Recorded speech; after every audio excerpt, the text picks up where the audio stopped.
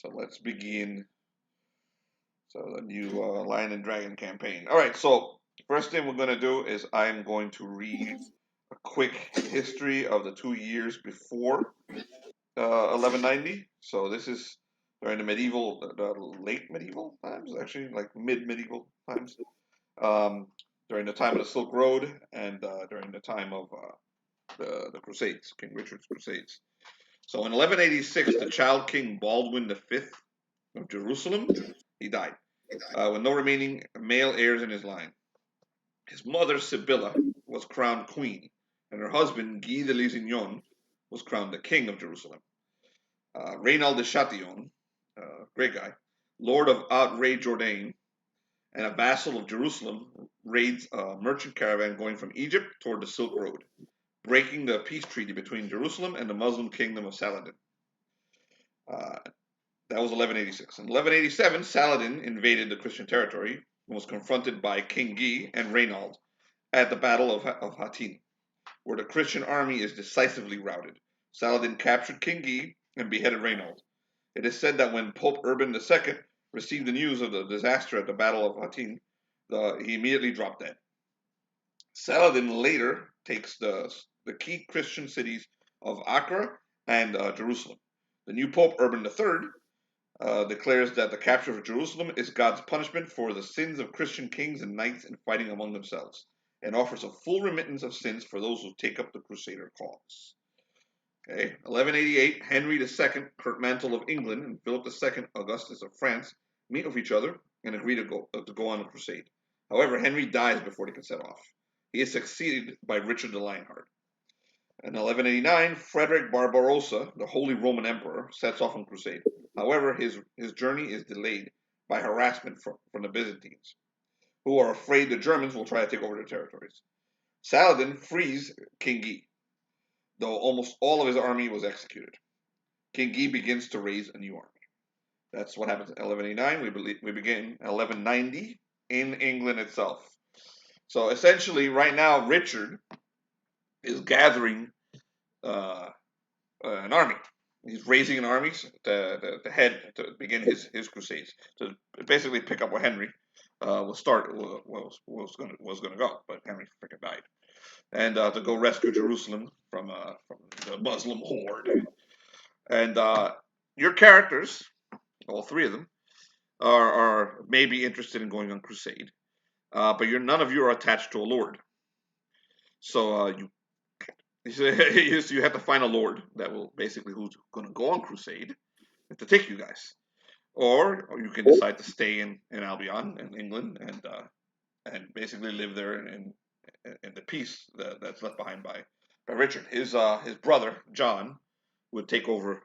Prince John would take over while Richard is gone. He'll run the country. So Tyler, your character, his name is Geoffrey Farmer. Geoffrey Farmer. Please describe Geoffrey Farmer. Tell us a little bit about his background and describe yourself, not just physically.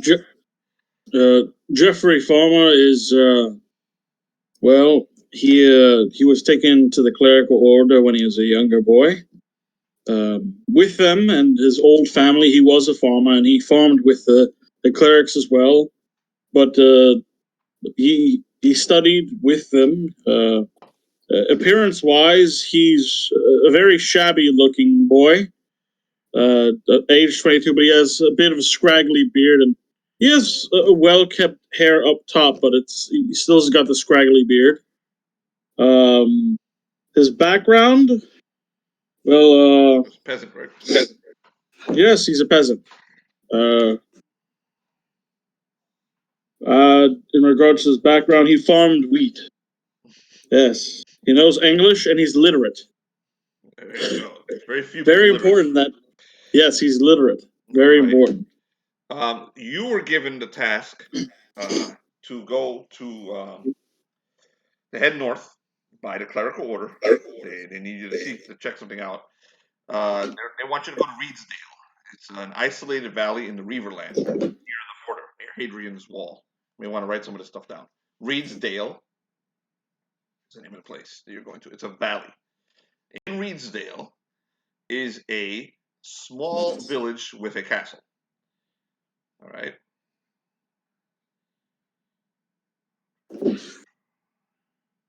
Yes. The village's name is Harbottle. Harbottle. Okay. You have basically the clerics have heard that there have been sightings of elves near Harbottle, and elves being soulless creatures of hell. What was the place called? Harbottle. Harbottle. Elves being soulless creatures of hell.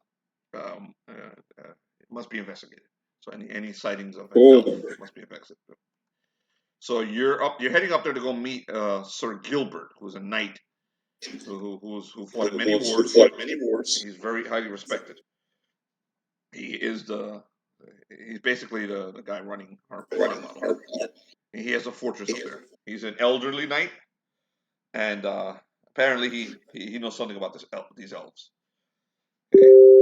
You are to gather, if possible, people to help you. They're just sending you because the church is not really sure this is real, and also you're very young, and this is a good way to basically.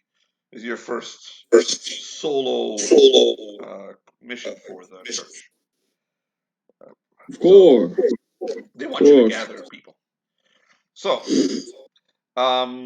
you have been journeying. You have a horse, by the way. So you can go ahead and name your horse if you'd like. Bucephalus. Okay, so you've been riding. You've ridden up there from the south. If you guys go into roll 20, you can see where you are. I have a nice "you are here" thing on the map. You are in Northumberland, right below the wall. You're northeast of Carlisle, and that is where you got sent from. You were sent from Carlisle up to the wall. Okay. All right. Jonathan, tell us about your character. I am a barber, as well as a magister. Magister.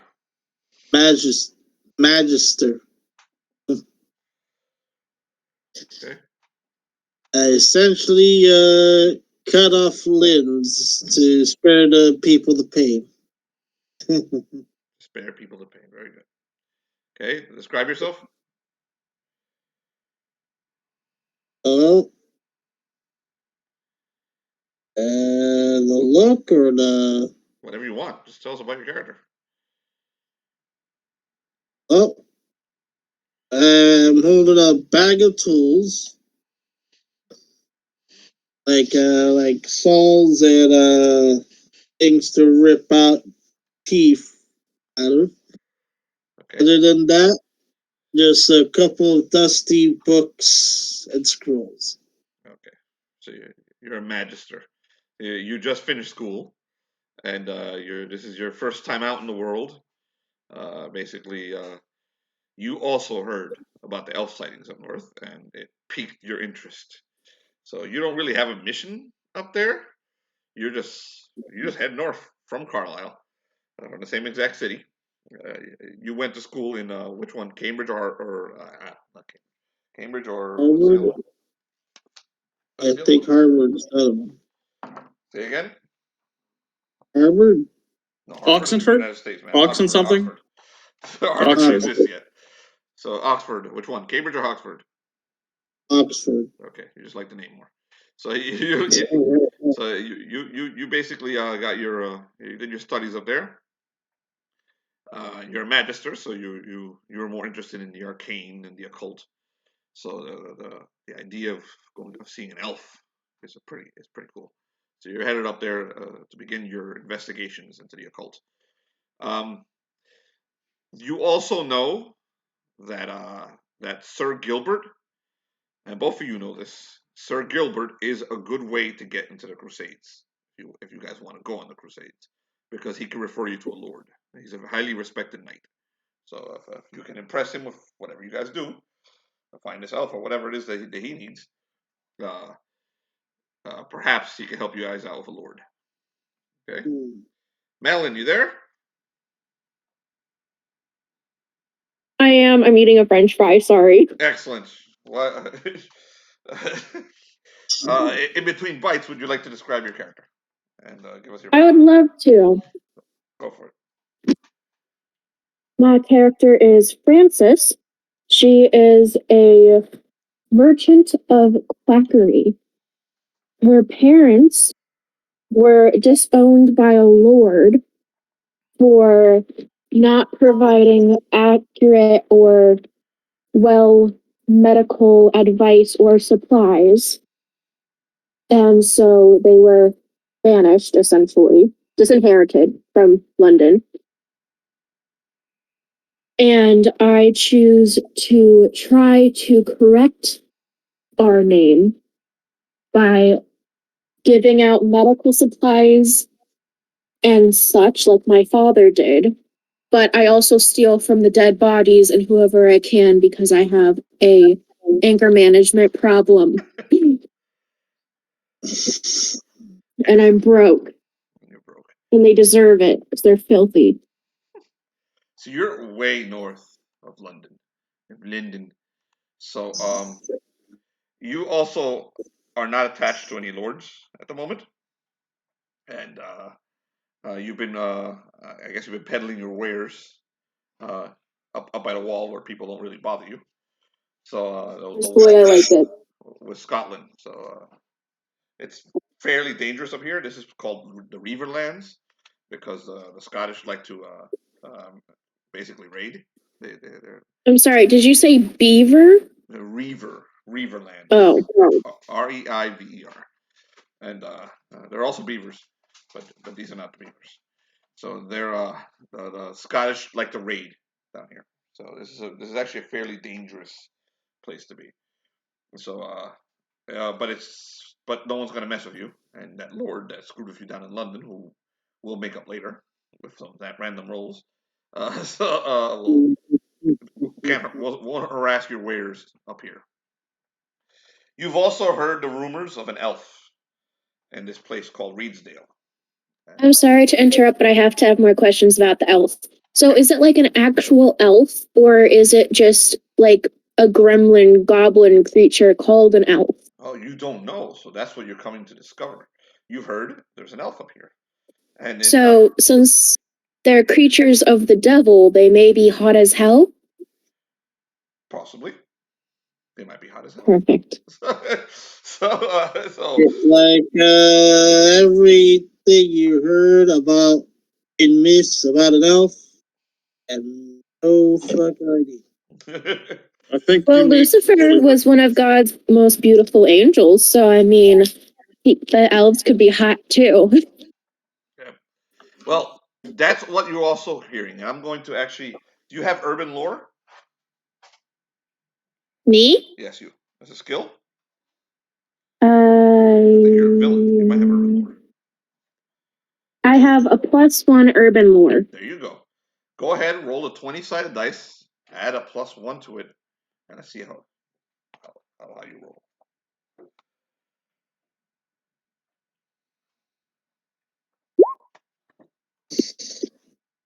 Wait a second. 11. 11.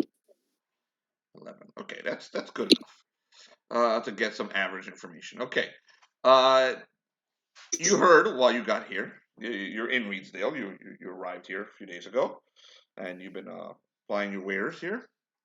And you arrived in the town of Harbottle, Harbottle.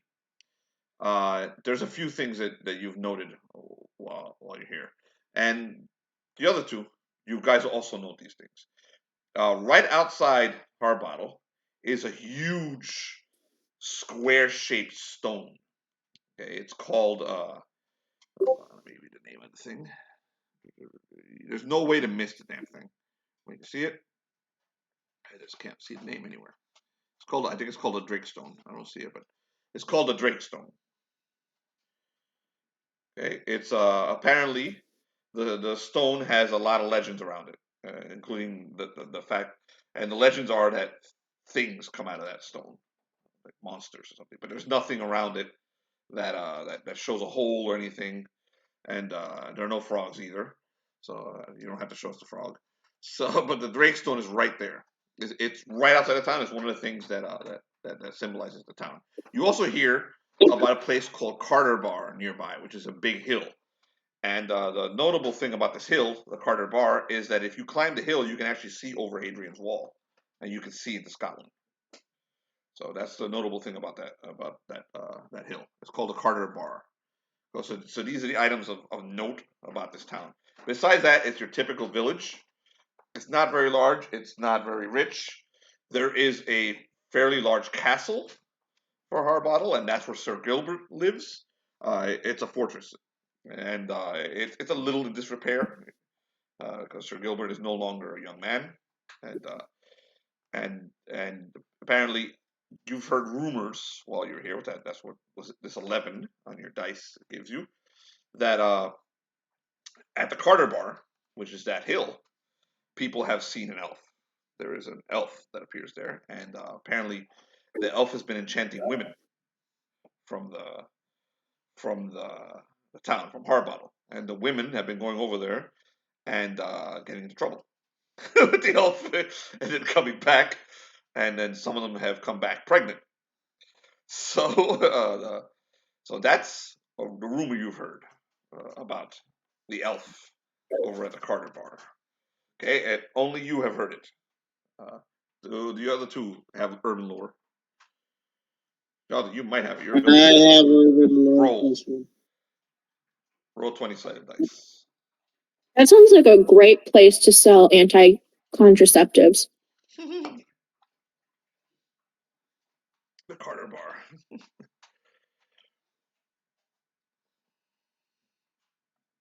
You have an urban lore +1. Just roll 20-sided. And add a +1 to it. There's no way you have more than +1, Jonathan. Roll. 12. You rolled a 12? Okay, you got the exact same information she did. Okay? Okay, Carter Bar. Also, I'll give you a little more because you rolled a little higher. The Drake Stone, the big square shaped stone that's right outside town, is also a connection to elves. No elves have been seen there, but it also has a connection to elves. The myths are that's a portal into the Anund, which is the Fae, where the Fae come from. Okay, so on a dark and rainy afternoon, the two of you, the three of you, find yourself right in front of Sir Gilbert's fortress. This is the appointed time that what's your character's name? Ty again? Geoffrey. Geoffrey was going to make his way over to go visit with Sir Gilbert. Sir Gilbert did say that he wanted that he did put a missive out to anyone who would like to help him. He needs assistance with something involving the Carter Bar. But the missive was not for clerics. It was for people who would like to help. Anyone who would like to help. You showed up anyway. You were sent here by me. So as you step up to the castle, well, it's raining, and you see the little missive on the castle. Basically, someone opened up a scroll there, and it says reward. It says reward on it for you see a little drawing on the reward, and it's a drawing of a woman, a young woman, and it says please inquire inside between the hours of thus and thus, and this is the hour you're here. You see Jonathan's character, and you see Madeline's character. All three of you are approaching the castle at the exact same time. So go ahead, meet each other. Hail! Do I see books upon your person, good sir? Yes, dear holy man. Forgive me. To find someone read in a place such as this, brings me joy. Truly, truly. What have you come here for? A sign that's posted here. Truly. Are you well read yourself? Ah, yes, I've read a number of tales. Yes. I've learned mostly things regarding, my profession. but of course other things as well. And you, young lady, what brings you here? The same thing? Dante. I find wherever I go, someone always needs my services. Very good. You spoke of joy. I have that in a bottle. Would you like to buy some? Oh. You don't need a bottle for joy. The Lord provides. And the Lord provide me this. Well, unless it has been sanctified. Oh, I think I have onions in my eyes. Unless the Lord has sanctified it. Well, who's to say if it is so? Many happy customers behind me that have tried this and have experienced joy. Yes. Well, I provide eternal life. That is what I provide. I have that in a bottle too. Ah, do you? Truly. Ah, that's wonderful. And it could be yours. 3 pennies. Give it to the church. They will enjoy it very much. Well, I've tried that and they've already told me they have eternal life. Yes. Well, perhaps they see you the way I see you. Well, no matter. A trader you are, whether it's snake oil or not. Let us continue then. There's no purpose for snake oil. Everyone knows that's a joke. Oh, truly. Are you believe in our God, don't you? Of course. The God told me what on earth I'm supposed to sell. Surely did he? Well, I can see both of you practice on the well-being of the people to bring them joy in their life. If you see anybody that is of great pain through injury or through maintenance, please do contact me. I'll relieve that said pain. I can barely understand you. Forgive me, do you peddle snake oil as well? I mean, tonics. No. It is not that type of relief I provide. Ah. Well, you must be well read. I'm referring to, bring out like Can't hear a word you say the second you go like this. You're hard to understand, period, and then if you move back... I signify my tools. Uncle can't hear you either. Should anyone have great injury and nothing can cure, I'll be happy to relieve them of the pain. Ah, you're a doctor who doesn't sell wares, but sells their body. Yes, it's a valuable thing during times of war. They are called surgeon. You know? Well, their services guarantee extension of life, as my services guarantee a peaceful life, loved by the Lord. I didn't catch your name. What names do you have? Alan Surgeon. Alan Surgeon. And you? Francis. Francis. Just Francis.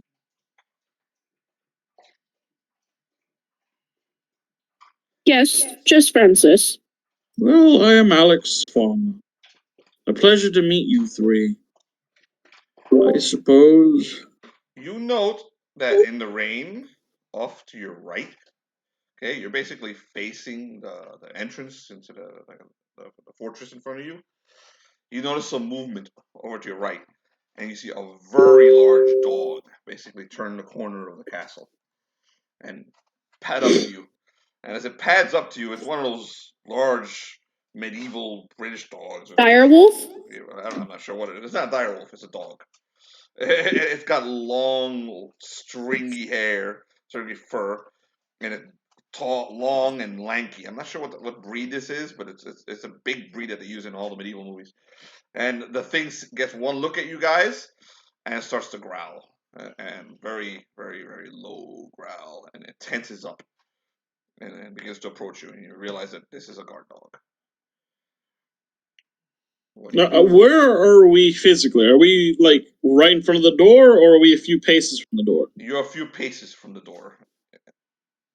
You can see the reward sign at the door, and the dog is to your right and is approaching. It looks like this is where it lives, and it's growling. So we're a few paces from the door. Yes, you're a few paces from the door. Oh. Well, I'm sure you have a tonic to alleviate the dog's stress. You should offer it. There's no tonic for such thing. If there was, I would have found it. That's just silly. Yes. I can offer it some meat instead. Surely. Its growl gets louder, and it gets closer and closer, and it gets lower. Why can't we just take the paper off the door and shake it at it? From the Is that what you're trying to do? Take the paper off and shake it at it? Yeah. I'm slow. I'm taking like a slow step towards the door. I still have my shield equipped. Steps away from the door, not looking at the dog. Yeah, I'm looking right at the fucking dog. And Madeline grabs a piece of paper and starts shaking it at the dog. No, the paper off the door. So that's what the three of you are doing. God. Okay, so Tyler is trying to get to the door. Tyler, why the hell did you look at the dog? It's looking at Geoffrey, and it's like the growl gets deeper, and it barks at him. Madeline is the only one trying to actually like do something with the dog. So that's all you do. You just shake the paper at it, like you're trying. The paper from the door, and I kind of go like, "This is why I'm here." So you're trying to intimidate. I back away when this is happening. So we're going to do one of the pundits' reaction rolls for the dog. So the dog is not agreeable, so we're going to put -2. He's distrustful. Actually, we'll put that he's fucking mean. No, we'll put distrust. So -2. Let's see. Situational modifiers. Hold on. You're trying to threaten it with a piece of paper.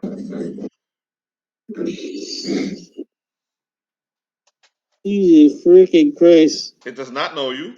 So it's another -1. Speed run of death. Dude, you do not stare at the dog straight at his eyes when he's freaking. I'm shaking a paper telling him why I'm there. I'm gonna let you do the roll. That's something else entirely. So you're asking to get your head bit off. Okay, so you're gonna roll. Madeline, what is your charisma modifier? You have any bonuses on your charisma? Oh yeah. That helps you big time. What is it? +2. So you're gonna add a +2, which cancels out the first -2. So you only have a -1. Roll 2d6.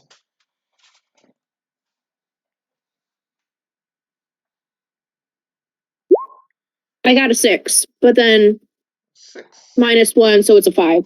You got a 5. Oh, I'm gonna die. You'll have your hand bitten off. Okay. Well, they should have had a smarter dog. Okay. So the dog barks louder. It doesn't lunge at her, so it doesn't attack. But it's barking loud. And it's barking at the person walking at the door the most. So the paper that you wave at it isn't doing anything. So what do you do? So it's barking at Tyler. Crap. Oh. Again, why the hell do you have to stare at the freaking dog? I suppose best that I should. I start slowly backing away. I don't feel like killing a dog today. I tell the holy man, dear priest, stop looking directly at the dog. Okay, so the dog walks over to where you're trying to go, Tyler's character. It stops at the door and it sits down. And it sniffs. It's like, and is waiting there at the door looking at you. I beseech you to stop looking directly at the dog. Yes, well, That's called you beseeched me to stop looking at the dog, but you don't beseech the woman who was just trying to explain our situation, dog. You see nothing wrong there. The dog gets territorial if you look straight into its eyes. I know, but by the Lord's grace, I still lack knowledge. By God's grace, go ahead. You seem to know more about dogs. Help us enter, please, Alan. Surgeon. The dog's just sitting there with its ass on the floor, in the rain, looking at you. First off, a dog would normally be with a guard. You see a guard anywhere there? This isn't exactly the richest place. Anyone can see that. I said if there's a guard, like a handler, someone with a leash. No. Doesn't look like there's a leash on that thing. It doesn't even have a collar. There's no collar, there's no leash. That means it's probably well trained. It clearly lives here. You see a see possible owner. There are also human tracks around too. Lots of them. Is the dog still growling at us, or is it just sitting by the door? It's just sitting by the door. It's blocking the door. Okay, well, I'm gonna risk it. I would like to have the dog sniff my hand. I will approach carefully with my hand down, and I'm gonna risk it. I have a surgeon right there who can amputate. Okay, so the dog remains distrustful, so there's a -2 now. Let's see. It is not panicked. It is not injured. It is not familiar with you.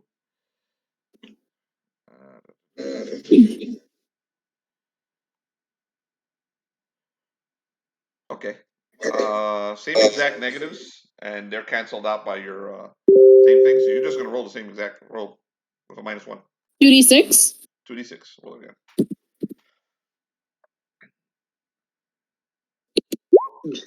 I got a 6. You got a 6. Okay. Let's see what 6 does. Oh my god. Okay. All right. Now it's looking at you and it sniffs you and it goes and it tilts its head at you and it's like it's confused. You can attempt it again, but instead of all those negatives you had before, you now only have a -2, which gets canceled out by your +2. Now there's no negatives. If you want to continue, you want to put your hand again down there. I would like to sit down in front of him and try again. Okay. Hold on. Let me see if that look confused. That is how most approach me. Okay, so it's just the -2 modifier, which you cancel out with your charisma. So there's no modifiers now. Just roll the 2d6.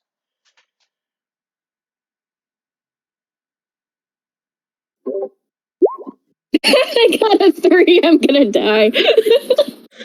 Your head is gonna be freaking off, dude. Well, you guys aren't doing anything. I'm the one running this show, and no one should have let me have that. Growls. This time it turns its head, and now it's like now, and now it's growling. It's not biting. It's growling. Oh my god! I'm just gonna keep sitting there with my hands to myself. Oh my god! Nothing you do is gonna work with this dog. Not you, and not in the current situation. You have to change the situation. Miss, before you get your head bitten off, can you please step away from the dog?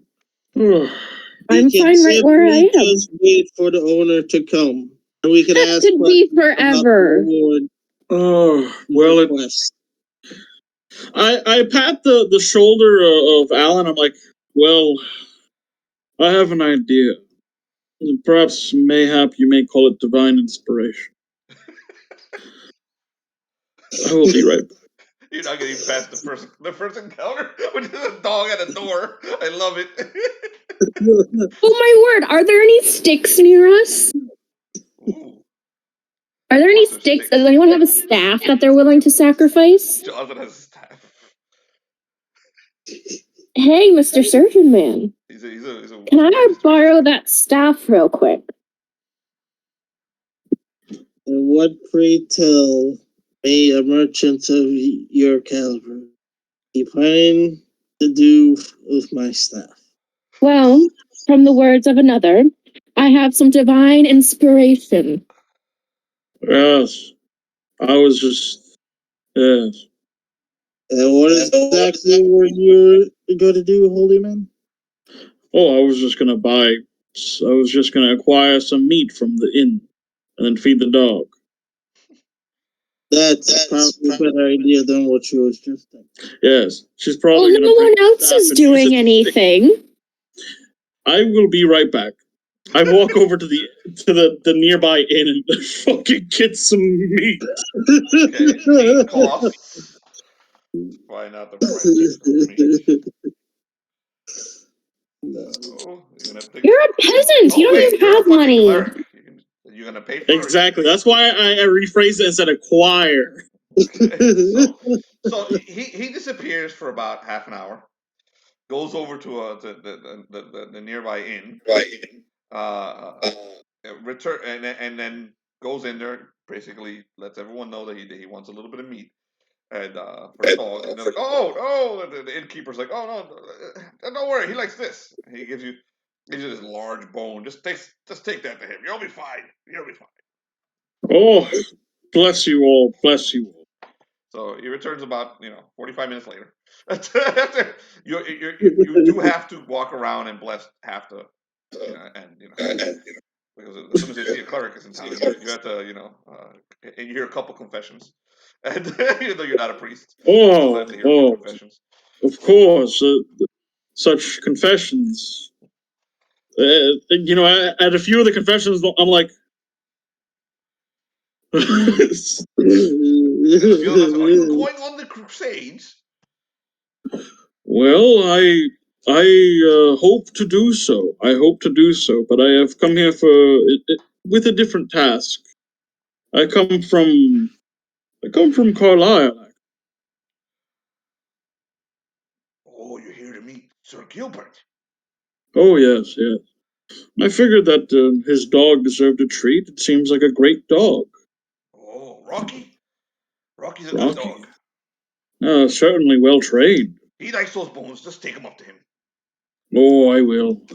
Thank you kindly. You're very kind. So this game is rigged. So you walk over to Rocky. You return to Rocky, and the other two who are the exact same position they were 45 minutes ago. So the dog hasn't moved. So actually, he was actually laying down for a little bit, but when he sees you, he gets up and his tail wags a little, smelling the bone. So now, Rocky, that adds a +3 to your roll. So you get all the same negatives +2 from who's going to give it to him. I go over there. I'm like, oh, Rocky. I go over there and I'm like, and I hand the boat over to the girl. I'm like, here you go. His name is Rocky. You seem very fond of dogs. God be with you. Am I going to be rolling this entire time and you guys aren't going to do a thing? Am I going to have to carry this entire game like normal with my comedic genius? Pretty much. Listen here. I have a -1 in my charisma. How to get this stupid enemy by going on Craigslist and now this. Put it like this. Let me paint the picture. A dog is the size of a fucking bear. It is. Yes, and you're not willing to help a poor damsel in distress? I don't think I have any tonics for bravery, you cowards. You've been the one making out with that dog, okay? If I was making out with the dog, then at least I might have gotten somewhere. You'll be thanking me because I have all the fucking combat stats. But I do not have charisma. So what did you do in Lion and Dragon, your first game of Lion and Dragon? We gave a bone to a dog. We spent the first hour trying to get through the door. Okay, I give the dog a bone. Okay, so you're going to make that 2d6 roll. Now there's a +3 on top of your normal +2, which is a +5. So now it's a +2. I get a stinking 12. I'm gonna be so annoyed. So now it's a +2 to your roll. Oh my word! What'd you roll? I rolled an 11. It's an 11. That's awesome. Let's see what that gives you. But then plus the 3, right? Yeah. Oh, you roll 11 all by So- itself. 11 by itself. So yeah, the dog. A waste of a good roll. So the dog takes the bone into its mouth, and its tail starts wagging, and he does a little happy squeal. And within 5 minutes, this dog is your best friend. He's jumping around the three of you, particularly Madeline, and he's her buddy. He better be my buddy after all those stupid rolls I had to do. So Rocky is your boy. He likes the other two. Rocky is my boy. Very. I'm gonna train him to bite all of you. So once the dog is jumping around us and all that, I'm like, well, I should have expected this. Truly, one who talks to dogs as well as they talk to men, you must have a kind heart. Well, I thank you both for lowering the tenseness of the situation. It's a bloody dog, you fools. If this is how tense things get for you, then I for sure do not think this conquest is going to be anything decent. Yes. Are you going to have your skirt between your legs as you run away? She doesn't know what dogs do to men during war. Don't mind. They eat your bloody faces while I laugh. So the door starts to open. The door starts to creak open, and you see like a middle-aged lady. And middle-aged back then is hardcore. So it's middle-aged is already a little bent over and beat up.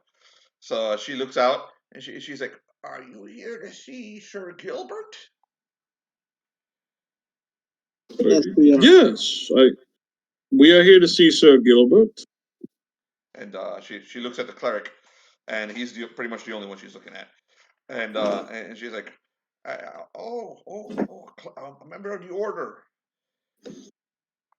Where's one of you has the reward letter? Oh, I apparently do, because I was threatening the dog with it. Oh, okay. All right. So come inside. Come inside. She opens the door. Rocky starts to go with you, but then she's like, no, Rocky, not yet. And he turns around, sits down again, and goes back to guarding the castle. Inside along with everyone else. So the three of you go inside, and she introduces herself as Nancy. Okay, she is one of the servants of Sir Gilbert. Okay? She's been here longer than anyone else. Like, I've been here a long time, very long. Served his household since I was a child. He's a good man. Cool. He's a good man. Let me take you to see him. He wasn't expecting a cleric. Oh, well, I was sent by the order down in Carlisle. They sent me here to investigate a certain disturbance. Oh, the elf, is it? Yes. Okay, I've heard a little bit about it. I'm going to make a quick roll. Hold on. I have to make a roll in regards to her and the fact that she's talking to a cleric. Give me 1 second. She has something that involves clerics.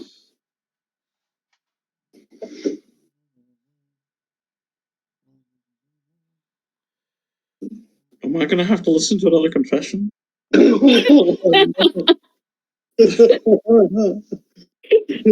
All right. So you have, what is your charisma, Madeline? The number? Mine's +2. Let's do a number. What's the actual number? 16. Okay, so 50%, and then 20%, 70%. So let's roll. Boom. What do we get? Okay. So she turns over to Geoffrey and tells you, after you meet with Sir Gilbert, come find me. I have something for you, Sir. Of course, of course. Can I have your cloaks? Yes, yes. Very kind of you. Your cloaks. Can I take your cloaks? No, thank you. Mine is sewed onto my skin. You may take mine. I still have. Take mine. She takes one look at Madeline. What's your character's name? Francis. Francis. I gotta write these down so I remember them. Geoffrey and Jonathan. You had a funny one. That's the surgeon. Alan. Alan, surgeon. Okay. All right. So you're Tyler's father's name. Okay. So that's how I'm gonna remember it. So she takes the cloak of the magister, the cleric, and then looks at the at the villain, and she's okay. She just takes their cloaks and puts them away. And then she escorts you into the castle and takes you. When she does this and when she looks at the villain, I go like, I give her like a silent gesture, like sorry.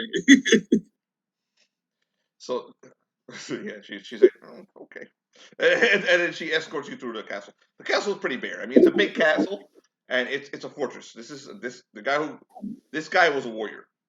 Okay, and so you're gonna find weapons everywhere.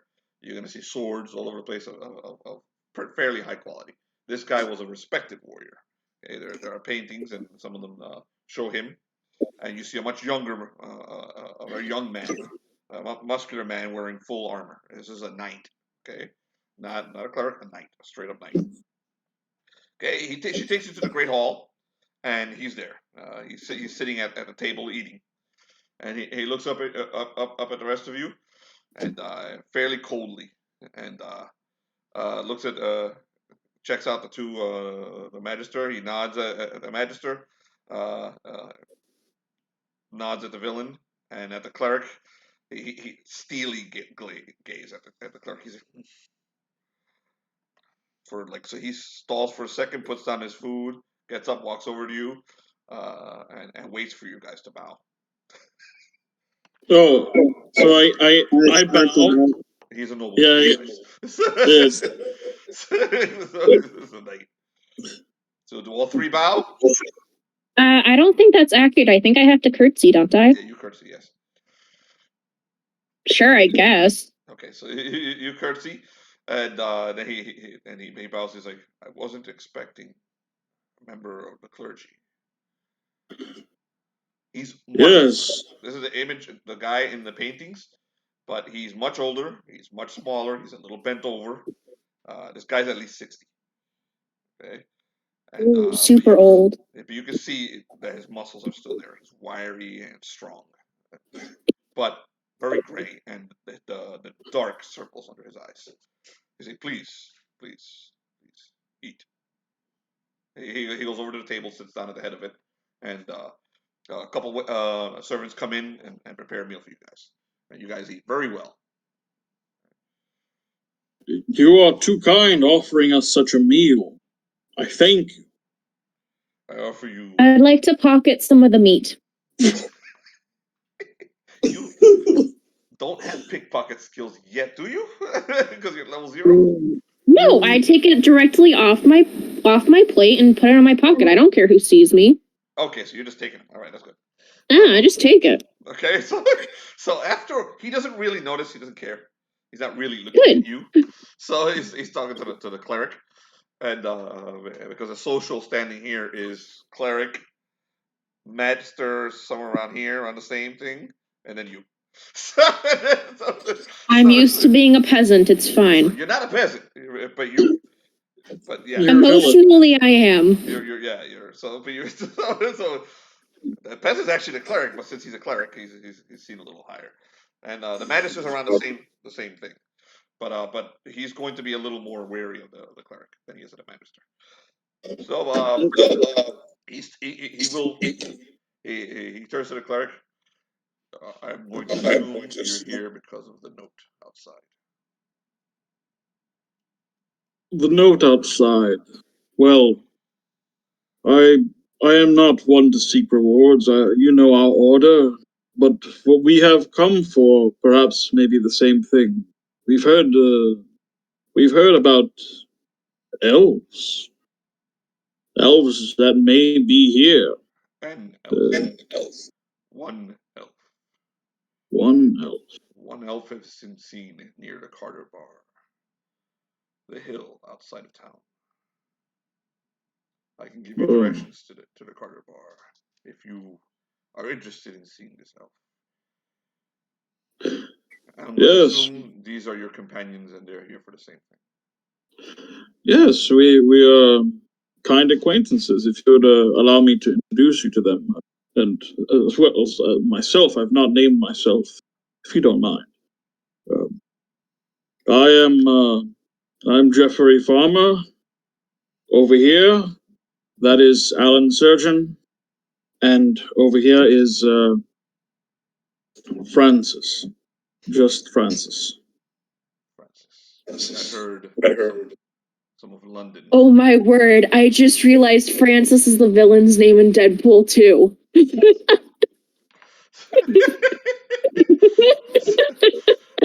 What's a Deadpool 2? So no, he goes, he says, I heard London in her voice. I hear something in your voice too, Cleric. Yes, Oxford in the Magister's voice. You're a strange trio. Yes. The elf has caused problems. The elf is real, I assure you. My daughter, Janet, has gone missing. She disappeared about 2 weeks ago. Can you find her? Oh.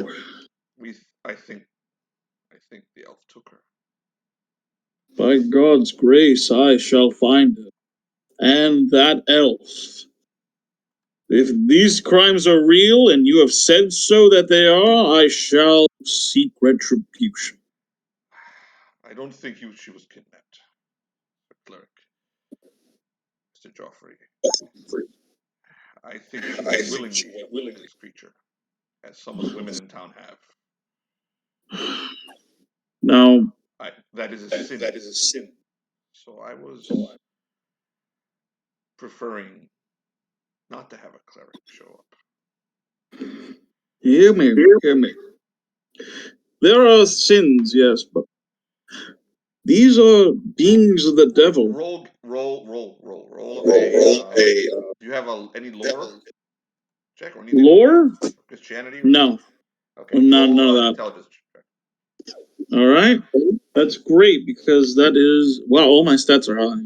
Great. Okay, except for your charisma. Yes, that's the only one that's actually down. That's the only one. Okay. Looks like it is having trouble rolling me. All you need. Yeah, no. I have no bonuses. That's fine. But it's being fidgety. And roll real dice. All right. Allowed also. That's preferred, actually. There we go. With no bonuses, with real dice, because Roll20's having a seizure. 4.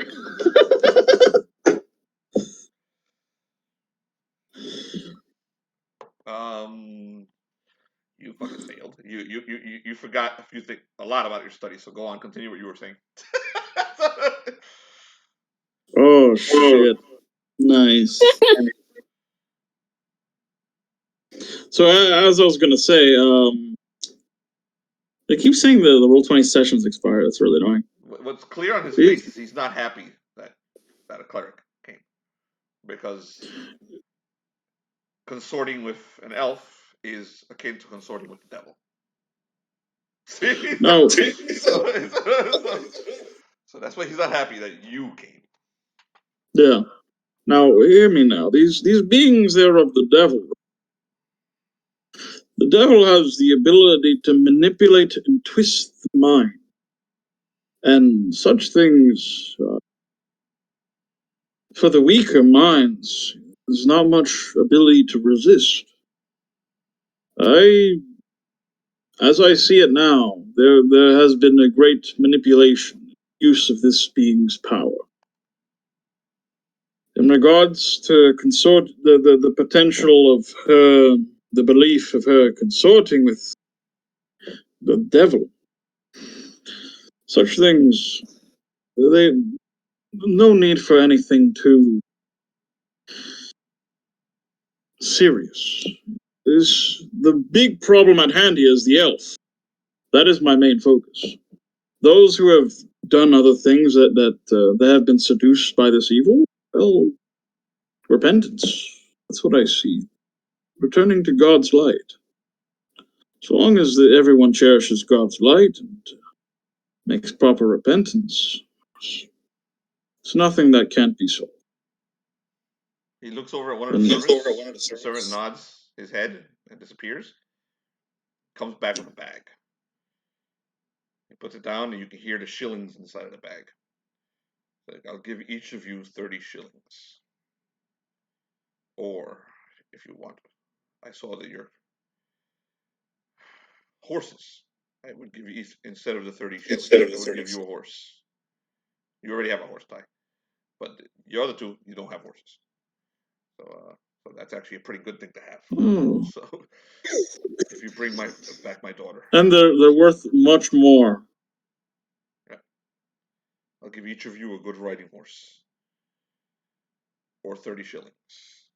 If you bring back my daughter. I will also give you my favor. Can I have your dog? You want my dog? You want Rocky? He's a good boy. Go ahead, roll a charisma check.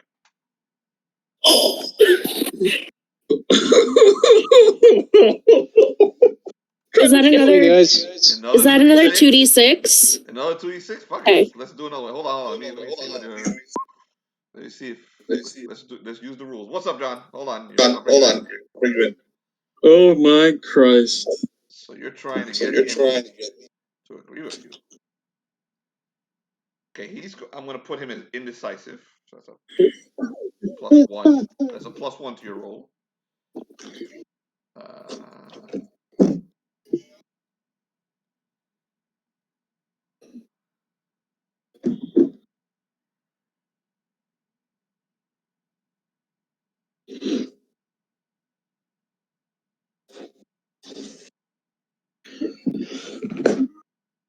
I'm just saying the dog can sniff out the elf. He is agreeable. He doesn't look like you. He's not a stubborn How do you think I pocketed the meat? Okay. I want a horse and a dog. Okay, add I know my worth. to your charisma modifier and roll that 2d6 again. Okay, so wait, I have to roll it again because I just rolled it and I am okay with the number. What'd you roll? A 7, but then I have a +2 charisma. So I have a 9. And then another +2 from the 2 use that I could have. He's like, I'll give you the dog.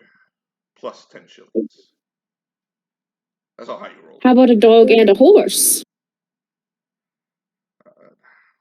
Is your daughter not worth a dog and a horse, my lord? The face I'm making right now is what the cleric is doing, looking at the girl. You didn't roll that high. I unfortunately, that dog has protected my home he is worth 2 horses. You can have Rocky and 10 shillings. If you bring my daughter back. Does she have to come back alive? Oh, the cleric, he does make the sound of, he goes like, oh. The messenger is there. He's like, what? That is by far the best question ever. My lord, please forgive her and her ignorance. Oh, Lord Christ, forgive me. Sir Gilbert, she is from the road. I am sorry for her ignorance. Okay, so Lord. At that, we're going to take a quick 5-minute break to go to the bathroom, and then we'll pick up right there, and we'll bring John in. Okay? Start the recording. Hold on. Wait, I still have to figure out if I want a horse or a dog. Yeah, I feel like I have had a moment with the dog. I'm gonna jump to John, and then while you think about your dog horse conundrum. so, John, you're Kimry. Yes. What is your name first? Yes. Hold on.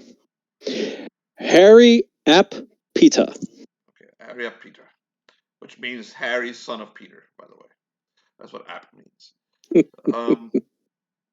So that's what we have to change. Pretty Princess's name. I just discovered that. That's what Ap means. So, it means son of, not daughter of. So, okay, Harry Ap Peter, Harry Potter. Well, it still kind of fits because Pretty Princess does look like a big ass dude.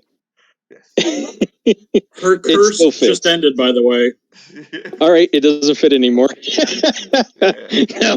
No, you're right. We do have to change it. I'm sorry. It ended last game.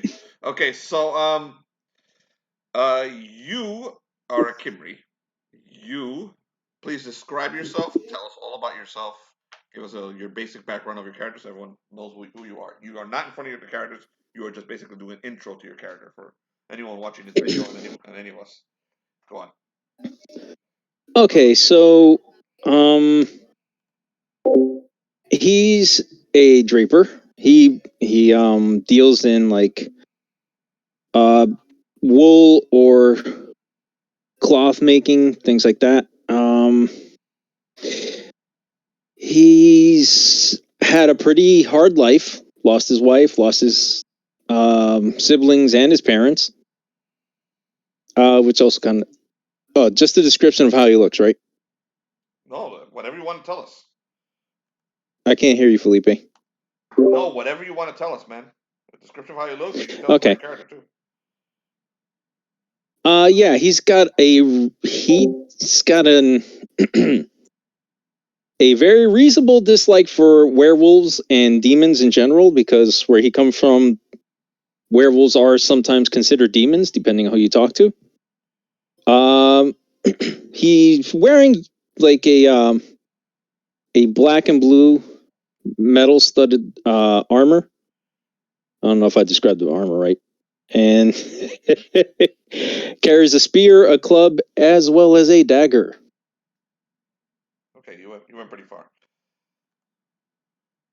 Okay, you went pretty far. And but okay, you're like telling us what he had on him. Okay, so oh, sorry, Harry, you're basically just like everyone else. You have been living near Hadrian's wall. You're basically your caravan of Kimry gypsies. We're passing near the city of Lindisfarne. What is that? Okay. Lindisfarne, south of Lindisfarne in Berwick, and on the other side of the wall. And your guys are going from Scotland down into Lower England at the moment, and the caravan. And you heard about a place called Reedsdale, which is, if you want to write these things down, which is to the south of where your caravan is. And since you have an interest in demons and the occult and monsters, and you are a Kimry, and you guys in your society, you pretty much live knowing that these things exist, and you deal with them almost daily. And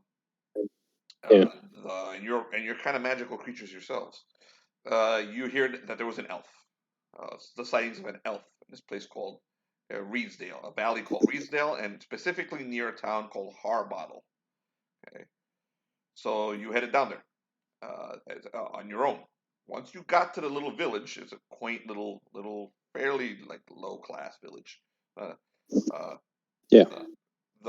In the middle of the village is a fortress, the castle of Sir Gilbert, a knight who fought in the wars when he was younger. He's a fairly respected knight, and he's more or less the ruler of the village. He's well liked, but not very rich. Okay. When you got to the town, you basically got the information about there's a huge stone right outside of town called the Drake Stone, a gigantic square-shaped stone right outside of town. It's the biggest landmark of this town. You heard already, and from looking at the Drake Stone, you can tell that it's an area where, because you are a Kimry, that stone is connected to the Fae in some way, shape, or form. Okay. Oh, crud. And you also were told that rumors by the town. Again, the town doesn't treat you all that well because you are a Gypsy Fae, so they will talk to you. They're just a little like, you get the look when you walk into a place, which you get everywhere in England. You're Welsh douchebag. So you do get that information that thing is called the Drake Stone, and the elf that has been sighted was seen in a place called Carter Bar, which is a hill to the north of the town, and the hill is large enough that if you go, this is what you've heard from people. If you go to the top of the hill, you can see over Hadrian's Wall and into Scotland. Wow. So that's what you found out, and then you heard that the Sir Gilbert was holding a meeting this evening, where he is looking for people that can help him with something, and it's in regards to that elf. So you head over to his castle, and in the pouring rain, and you're a little late because the other player characters are already in there eating. And once you get there, you get to the large door. The reward there used to be, you passed in front of it before, but there used to be a reward sign here and it was an image of a young girl on the reward. You have no idea who the young girl is, and you didn't have the time to ask around. So when you head back, there's in front of the door is a large dog, a large one of those. I'm not sure of the breed, but I'll get the breed later because apparently this dog is going to be part of this campaign from now on. Maybe. So the dog, Great one of Dane. those big ass medieval dogs with a long stringy fur, looks a little like Tyler's Ones dog. that look like mops. Oh, They look like okay. mops. Yeah, so very long and lanky, and prehistoric looking, and it sees you, and it growls. It stands up on its haunches and growls at you. It looks up from a bone that it had been gnawing on. So what do you do, John? We're gonna waste another half an hour. They've already spent an hour on the dog. It's your turn. Oh my goodness. I look around to see if there's anybody else nearby. Nope. It's pouring rain out. The only thing out is this dog, and he is using the shelter because there's like an overhang that's keeping him from being wet. He's definitely of the house because he's growling at you. Yeah. Okay. I look at him. Oh, stop your growling. I'm not really here to do anything bad. I just need to talk to the Lord. And I try to make my way around. Okay, so that's your attempt to negotiate with the dog. Currently, he doesn't have anything to toss at God, me. that is a dog the size of a fucking bear. Are you sure? At least he's not a coward like you two. Actually, hold on. Okay, Dance will do everything. Okay, John, Felipe? hold on. I'm gonna give you bonuses and negatives. What is your charisma? Since this is your attempt. Actually, I was going to ask, is there like a bar or something nearby? Yeah, there's a bar nearby. I head to the bar. Okay. So the dog goes right back to chewing on his bone as you leave. So wags his tail once. You head over to the bar. So you arrive at this bar. What do you do? I walk in. I find whoever's like running the bar. Okay. Bartender looks at you. And he's like, Hello, kind sir. He gives you one look up and down, and he's like, Would you happen to have any meat on a bone for sale at the moment? English. I speak English. I'm looking for a big slab of meat on a bone. You went American? What is that? They hadn't discovered the New World yet, man. So you slap a meat on a bone. So he looks over you. You're gonna eat. Let me guess. The dog. James, I'm not the first one to have this idea, huh? No, you're not. I just wish to speak to the Lord. I heard he is having problems with someone kidnapping a girl. Any ideas on how to get in without becoming that thing's next chew toy? He walks inside, comes out with a slab of meat on a bone. And he puts it down. 1 penny. Felipe, one what? Pence. 1 pence. 1 penny. 1 pence? Okay. All right. So let me just deduct that really quick. This shit was free for Tyler, by the way. Figures. Yeah. He gives him a penny. Thank you, kind sir. And for your troubles. He gives him another one. He takes them. Have a good one. He bites them, makes sure this is some gypsy trick. Aye, that real. He pockets them and goes back to cleaning his glasses. So I go outside. So you're gonna go over and bribe the dog, right? Correct. Okay. So you're back in front of Rocky. What do you do? Hello there. Would you be interested in letting me buy if I give you this? And I hold out the meat and the bone.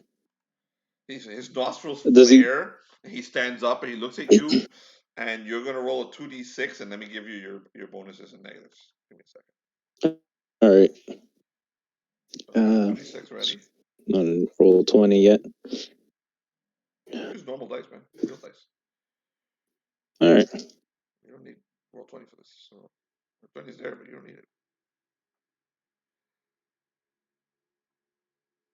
Give me a second. Let me find the dog thing again because I keep losing my place.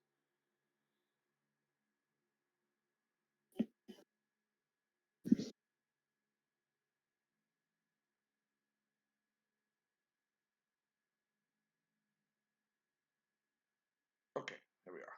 Okay, so you're gonna get dog's distrustful. I won't call him mean, but he's definitely distrustful. You are bribing him. Chunk of meat, but I'm not gonna give you as many bonuses as I gave Madeline because he's been eating. So instead of a +3, you're gonna get a +2. So that'll remove the negatives from the fact that he's distrustful. So you're gonna roll with just your charisma bonuses if you have any, a 2d6. Nope. So roll 2d6. No bonuses. No bonuses. 2d6. I got an 8. An 8. Look at you, John. Rigged. Look at you. Okay, so the dog gets up, wags his tail, and accepts the meat, and then basically ignores you after that. He doesn't exactly become your best friend. It's not. His tail wags a little. He's in, baby. He gets to eating, and you can walk past him if you'd like. Enjoy your meat. He keeps walking. Okay, so you walk up to the door. The dog does not stop you anymore. He stays there. Yes, sir. Okay, what do you do? I knock on the door. Okay, after a couple minutes, the door opens, and there's a lady in her 40s, which again, as I told them, is fairly elderly back then. It's not elderly. She's not ancient. She's still moving around and doing stuff. But She's lucky to have lived that long. Yeah, exactly. She's running. So she's like, "Oh, are you with the others?" I don't know of any others. I just came to see if I can help. The sign is not here anymore. Were they your friends, the ones who came for the reward? I'm sorry, I have no clue who you're talking about. is that accent? Are you Irish? You can say I'm off. I'm from a slightly farther direction than most people. I love your accent, John. All right, come in out of the rain. She opens the door. Come in. Thank you very much. May I have your cloak? Aye. Thank you. So she takes her cloak, puts it away, and my name is Nancy. You may call upon me if you need anything. Follow me. I do have a good question for you. What can you tell me about what's been happening? Oh, about the elf. I'm sure you hear about the elf, but the reward is for his daughter, not for the elf. Sir Gilbert's daughter disappeared.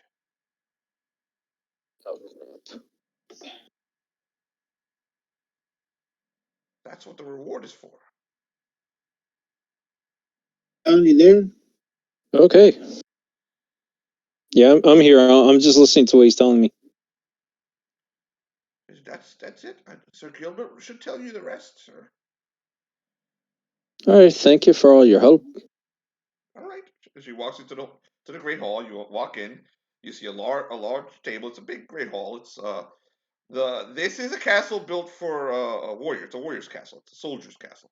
So he's a knight and he served in some campaigns. There's lots of weapons hanging.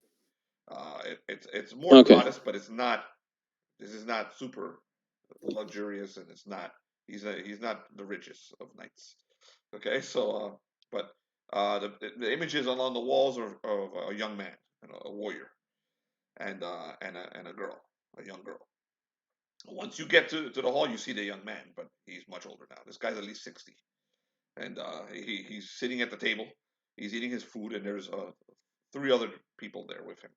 And I'm gonna have them give you brief, because they already described themselves in the video, brief descriptions of each other to you. Jonathan, you go first. I'm essentially I'm a surgeon, but that's also a magister.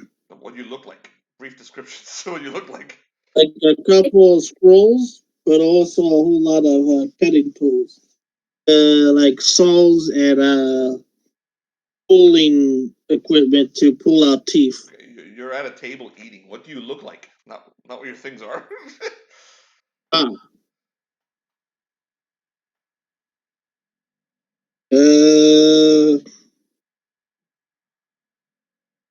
Good freaking question. His character name is Alan. Yeah. Okay. He's a white dude. So, Jonathan, Tyler, what do you look like? All right. Well, I'm wearing like a chain halberd, and you know. Yep. So he has. I'm a cleric. You can see like little clerical doodles on my person, like a cross hanging. From my cross hanging from me, and a cross on my hip too. He has light brown hair, short brown hair on the top, and a scraggly brown beard. So he's fairly young at the age of 22. He looks a little crazy though. Hence his low charisma. He looks a little crazy, like wild eyes. Madeline. My character is female. Her name is Frances. She's wearing a black cloak. Her hair is dirty because I don't know yet what her hair color is, so I'm just going to leave it at that. She's 19, so she's on the younger side, and she has some dirt on her face. And she's the only one that's still wearing her cloak. She refused to give it to Nancy. I don't trust them. That's completely understandable. So there's a nice little puddle underneath her at the table. So can I go back to my argument now? Yes, you're absolutely back at the argument. Okay, so if we get back with your daughter, can I have the horse and the dog? So you want the horse? You're going to... I want the horse as a reward to begin with, and then if your daughter comes back alive, I want the dog. But I want the dog to come with us because the dog should know the smell of your daughter and then can easily find her in possibly the same direction as the elf, henceforth killing 2 birds with 1 stone. So I'm giving you my dog as payment before you bring my daughter to me? No, I want the horse first as payment. Oh my God. If your daughter returns alive, I want the dog. But the dog needs to come with us to help locate your daughter. I want to take Rocky. I can already see, Holy Man, why her father was disowned. Okay, you're gonna roll a 2d6 again. This time you're going to subtract 4. Okay. I have charisma. Can I add 2? You can add 2 to that 4, so you're only losing 2. Roll. Okay. I got a 1. We have haggling rolls. That should be interesting. I got a 1. You got a 1. Okay, I know what a 1 is, so there's no I'm just saying the dog will help us find the daughter. He pulls back. You got her head chopped off for the first He's like, no. You see the cleric with his jaw wide open, looking at this display. He's like, no. The original deal remains, and he's starting to get a little angry. The original deal remains. Eat your food. So he's like, he gets up and turns to the rest of you. You will be provided with rooms for the night. He doesn't look at her again. You will be provided with rooms for the night. Please find my daughter. He storms out. My lord. He storms out. One before he leaves, the cleric raises his hand. He's like, dude, my lord. Roll a 1. He's angry. He's pissed off. Yeah, he attempts to get his attention. All the same, he's like, my lord, one more thing. He basically turns towards you like in a huff, like looks at you like eyes wide open, like he's waiting for you to say what you want to say. Remember, he doesn't like you either. You're a cleric. He's like, my point before is I may be able to prove this being has powers to twist the mind. And your daughter should be, when we find her, it's an elf. She will be free. For sure it has. He looked and he notices the Kimry. And who are you? Harry, kind sir, I've come to try to help with recovery of your daughter. Are you with them? I was hoping to ask you a few questions. Are you with them? About the disappearance. This is my first time meeting them. All right. He points at the cleric. He's in charge of you. He'll tell you what it is. He walks out. He gives one last glare at Francis and walks out. I mean, you don't know what on earth you're gonna get, so you might as well try swinging anyways. That's a fair point. You guys remember to give her points. This is a society where a simple insult gets you thrown in a dungeon with the keys thrown out. Well, how do you know Jonathan, I don't want that is a best case scenario.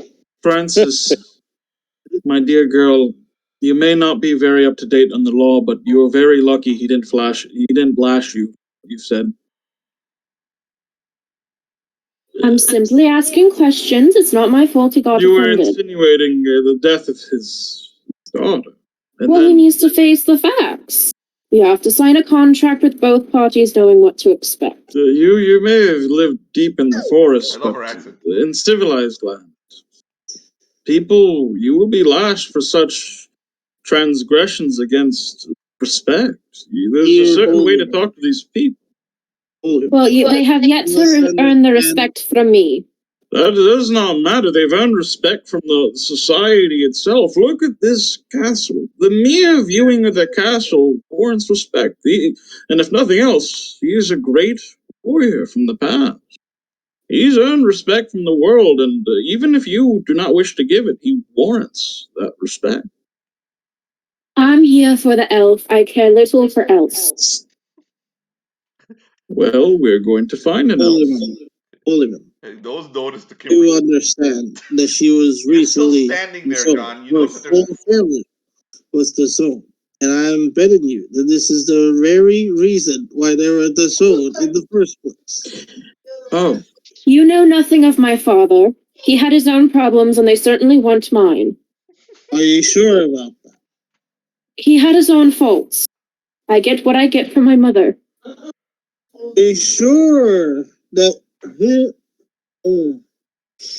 Oliver, Excuse me, this is a riveting conversation. Wait, hold But on. I do have a few Stop for 1 questions second. for you. You guys didn't realize that Kimberly's still standing there, and John, Harry, you notice that there's a like some of the servants have put a plate of food basically in front of where you're standing at the table. Ooh. And then they I let them continue their conversation. I turn to the servant. Thank you for your kindness. I sit down. I start eating. Yeah, entertainment and a show. Exactly. Wait, food and a show. What on earth am I talking? well, I beseech you, women, that do consider the possibility of the very, very dire consequences this woman will bring. I don't have to be a part of your group. yes, but my dear woman, if you were to go off on your own, what would happen? Probably death. Yes, well, Or the Lord, I simply Do you cannot not have faith in the Lord that you serve, that he shall protect a poor damsel like myself? The Lord, the faith of the Lord is not that lacking here. It is the faith of Well, clearly your faith is less than mine, for I have faith in the Lord to protect me on my adventures. yes, I can And how sad that you have faith enough that your head was not removed from your shoulders. The sheer influence. For the Lord protects a poor damsel like myself. Yes, like they protected the other, like my beloved Lord protected every other damsel here. The Lord cannot intervene at every little moment. You ask the Lord to raise a box into the air, and he will not do it, for that is something he cannot do. So you're saying that your Lord is not as strong and as great as you claim him to be? Blasphemy! You're the one starting blasphemy about your own God. Don't you think he could lift that box? Such a simple thing. He could if it was necessary by the... Well, you said he wouldn't do it because he can't. So who is the true heretic among us? The one who says that an all-powerful God cannot perform such a minor thing that a poor small boy could do himself? My point is this. The Lord cannot intervene at every opportunity. This is the land, this is a world of men. The Lord is above us. I am not asking him to intervene every time. I don't care about the other damsels. I'm the only damsel that matters. Okay, I am heading to my room, but I tell you, all three of you, including the Geoffrey, calamity will come because of this woman. Wait a moment, do not leave, Magister. I have more faith in this blasphemous religious man. I forgot his name. Oh, Lord. Geoffrey. His name is Geoffrey. I start praying right there. Look at this clergy. He's now asking God for help, but when he says he can't even lift a simple box. While John is eating, stuffing his face. You notice, John? He's completely ignoring the entire argument. This is quite amusing. A snake oil peddler. Snake oil is not real, and you know it. Everyone knows it's in snake scales. Yes. And the fact that you keep insisting on snake oil shows how misinformed you are for someone who has literacy in their name. Yes, and I'm sure you could read as well, can't you? No, I don't. God reads for me. Yes, surely he does. Of course he does, because I actually believe he's powerful and can do things. Unlike you, who believes he can't even lift a box. I believe he's beyond lifting a box. That is my point. I've grown tired of this conversation. So, in the middle of the theological discussion, you notice Nancy. She's standing at the doorway, and she's looking at the cleric, and she's like giving you the. All right, so the cleric, he nods.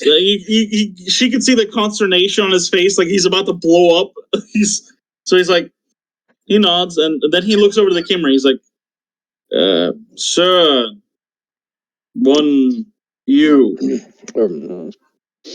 Yes. Kimmerer,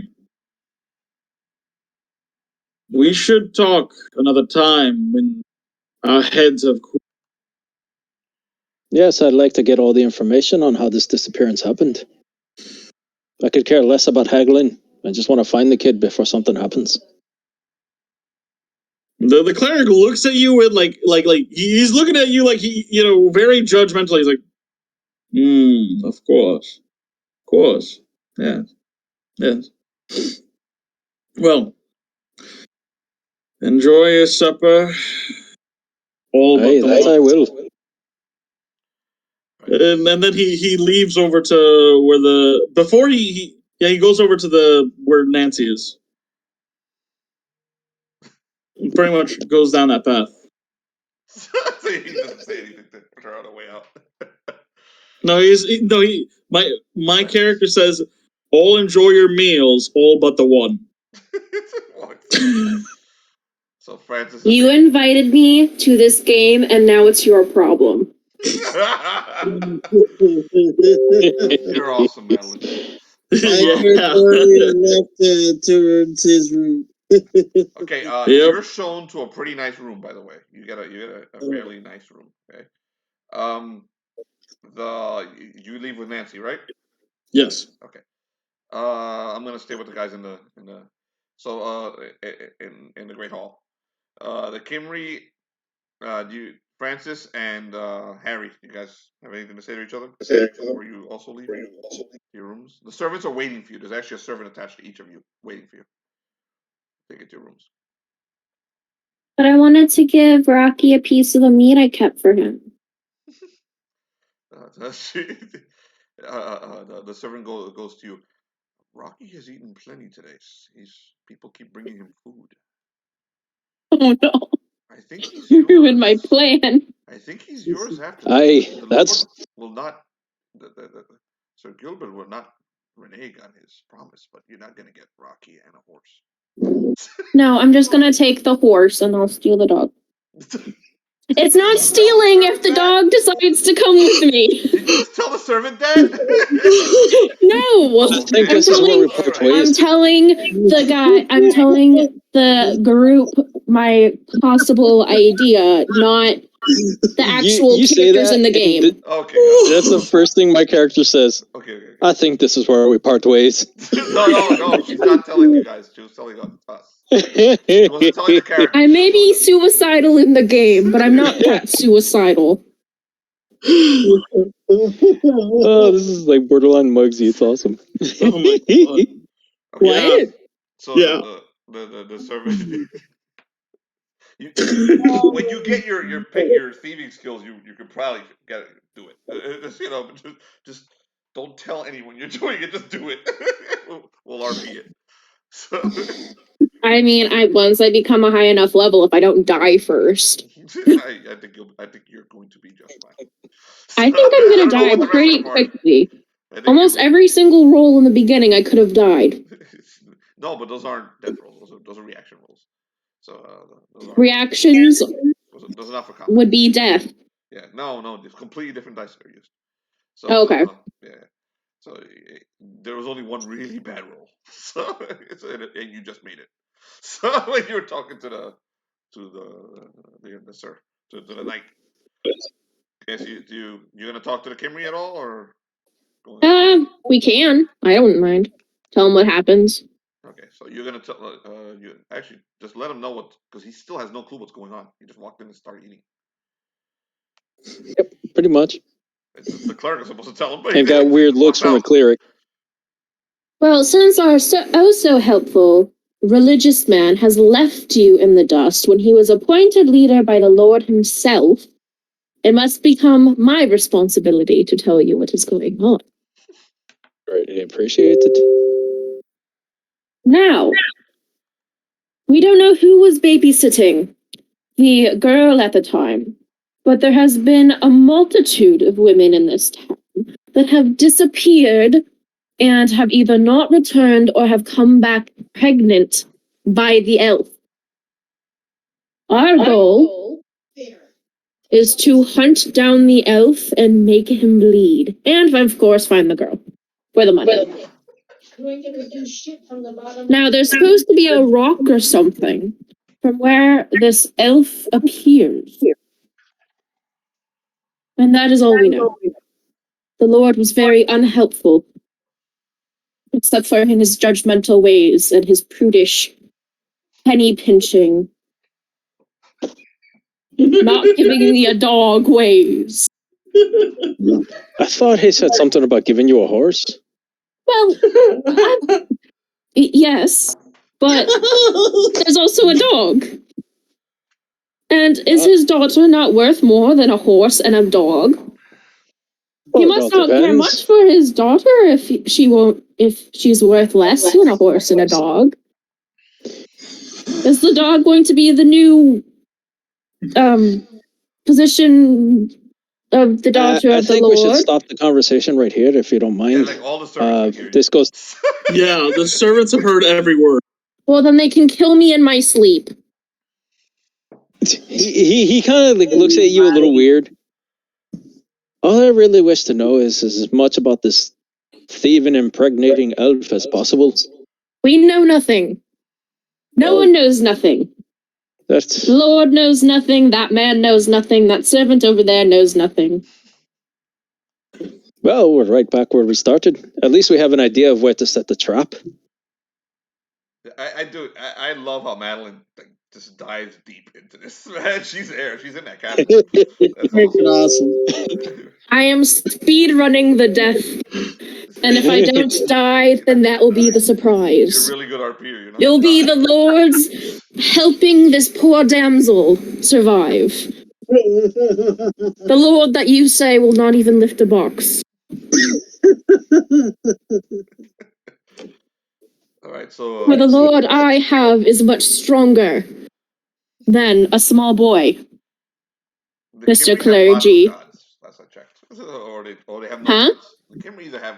Oh, no, you're not Kimry. I'm sorry, you're supposed to be Christian, too. Okay. Yeah. Yes, yeah, I'm saying he... The Kimry don't believe in the Lord. At all. Kimry a pagan. Well, they believe in a Lord, the alcohol. I mean, he might believe in the Lord. There's Kimry that Christianize it. It's up to John what his character believes in. Okay, so you guys have anything else to say to each other, or you head to your rooms? Well, can't we go and sneak behind Nancy and hear what they're saying? No, okay, then I want to go to sleep, please. People actually watching you. You can try when one of them leaves you alone. So I go to sleep and wait for someone to stab me. Okay, so one of the servants leads you to your room. Your room is plain. It looks like it's probably not a servant's quarters, not that plain, but it's not as ornate as the one that the magister got. So you get a nice little cot, a little room, no window, 2 drapes. That's it. So yours is fairly plain. How about you, John? You finish eating and go? Finish eating. I ask for another cup of ale. They bring you the cup of ale. Yeah, may I have another? They bring you the cup of ale gladly. Who's this? If you don't mind me asking, what's your name? He looks at the servant. I have to roll for the name that you're gonna create. Oh, whoops. So it's okay. Sorry. Common male names. Since you decide to turn this into a character. His name is Harry as well. Oh my goodness. Oh, this is great. I'm the only Harry Apita. My name is John. Oh my goodness. Seriously? Well, John. Well, John, take a seat. I have a few questions for you. Like the prince. He's not John. No, what was that?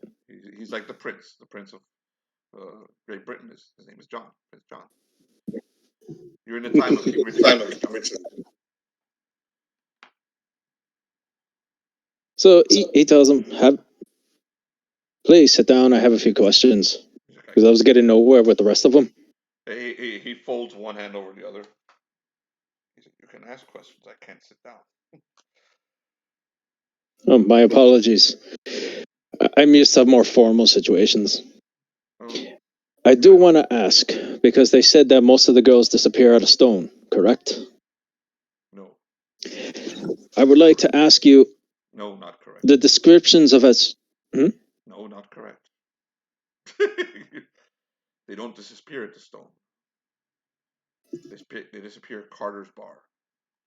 It's a hill a few miles outside of town, a few kilometers outside of town. The stone is called the Drake Stone. You can see it from the town. It's right next to our town. That is not where the girls are disappearing at.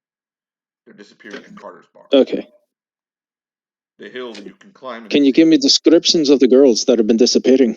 Well, no girls have disappeared. The girls have been going from the village to Carter's Bar. And they meet with the elf.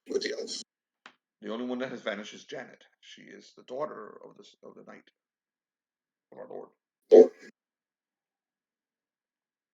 So you mean to tell me that all the other women that have gone there have done so of their own free will? Yes. They have been enchanted by the demon. And some of them, his voice goes low. Some of them, we believe, are pregnant.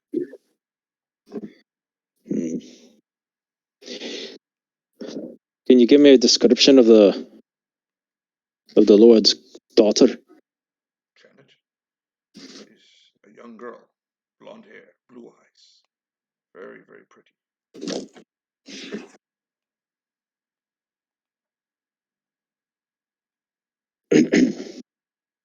There's a picture on the reward, a drawing of her, a painting, actually a drawing, and the reward that was given to one of your friends has it. Actually, Francis has it. She took it, rolled it up, and threatened the dog with it. No, I did not. Don't make me go on another rant. Like a newspaper. I was trying to get the dog to understand why we were there.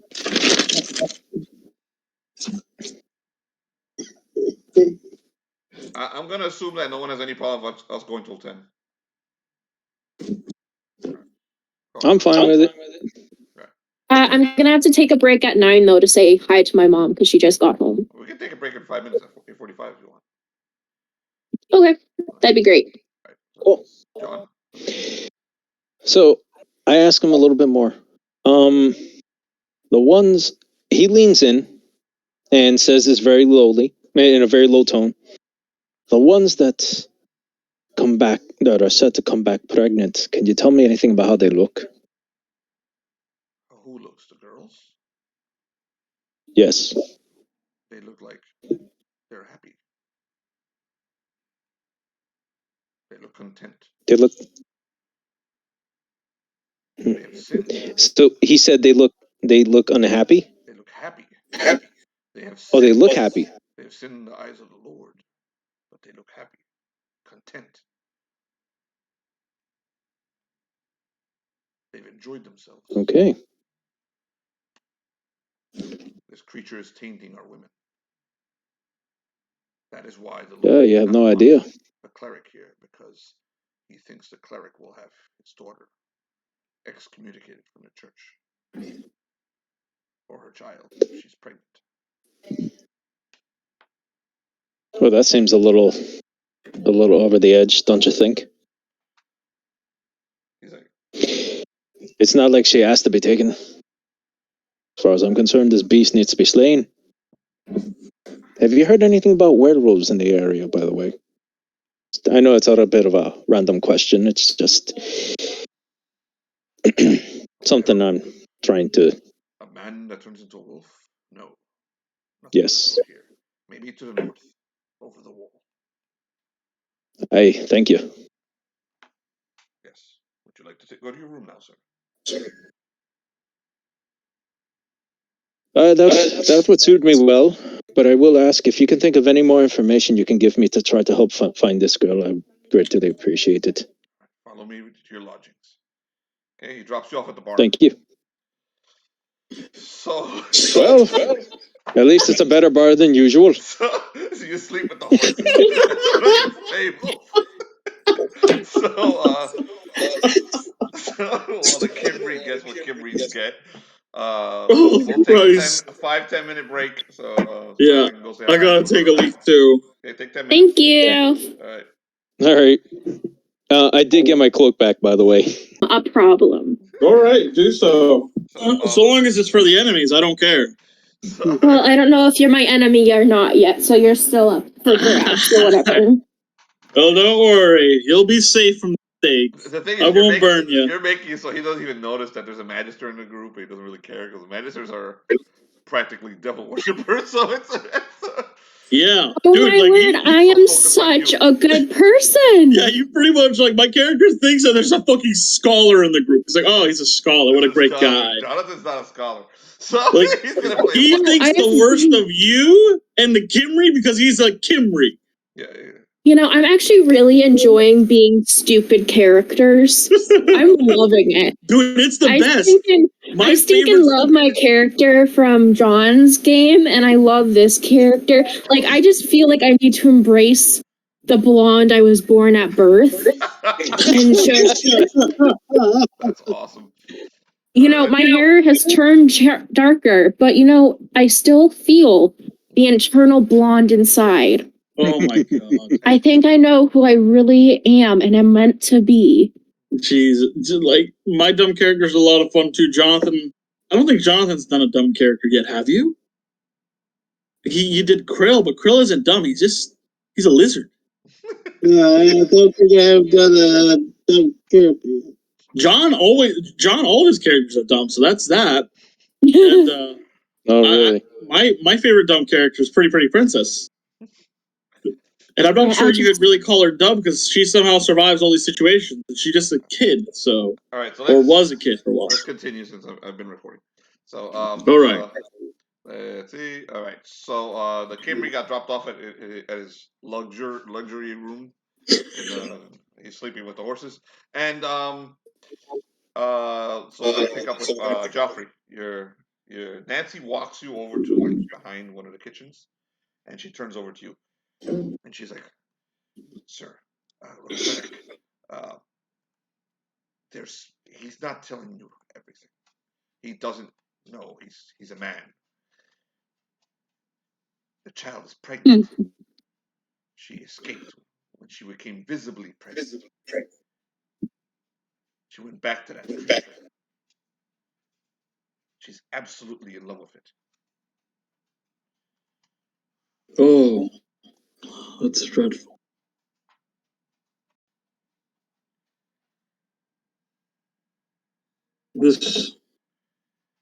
She told me a story. She told me how she found him. You must go to Carter Bar, the hill. You must pluck a double rose. There are roses all along this hill. You must pluck a double rose. When she plucked it, he appeared. She said that when she plucked it, like the hue of the world changed. Like the colors, they inverted somehow. Some devilry occurred. And he appeared. So you must pluck a double rose when you get there.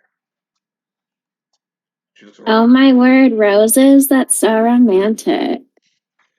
So she's like, "Good luck." And she disappears down the hallway.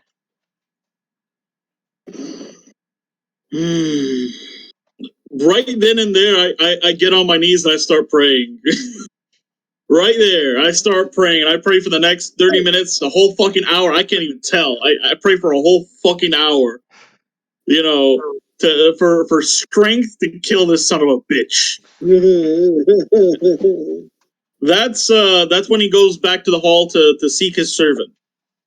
Because I imagine the servant was there. The servant is waiting for you. He's like, yes, sir. Yes, sir. I keep calling everyone sir. No, you're not a sir. Yeah. My good man. He nods. He's like, follow me. And he takes you to the room, and you have a nice room, just like the Magister does. You have a very nice room. There's a church. There's a Bible there. There's everything you need. And there, and you got a window. Perfect. Thank you, my good man. He shakes the hand of the servant. He's like, "Thank you." If you need anything, please let us know. He leaves. I sit down and I probably read for another 30 minutes the Bible, certain passages, trying to derive knowledge from it, trying to, just trying to regain my mental fortitude after the great blast of the snake oil merchant. So I will become my own plague. And then after that, then I finally retire and I rest. All right. I attempt to, yeah. The next morning, all of you go downstairs and you eat a quiet breakfast with them, with Sir Gilbert.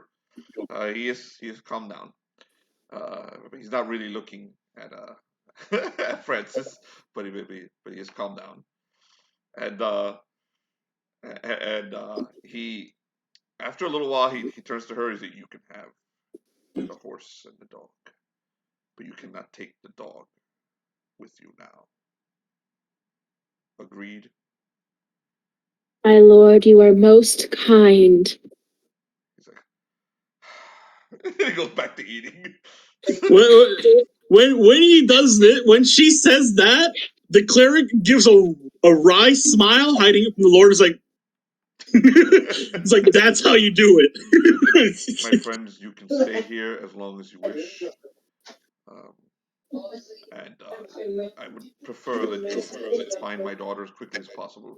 But if you need to do things around Harbottle and investigate, you may. And he looks at the Kimry and he's like, "Okay," and he gets up and leaves. Yes, they let you back into the manor, John. So you can eat with them. All right.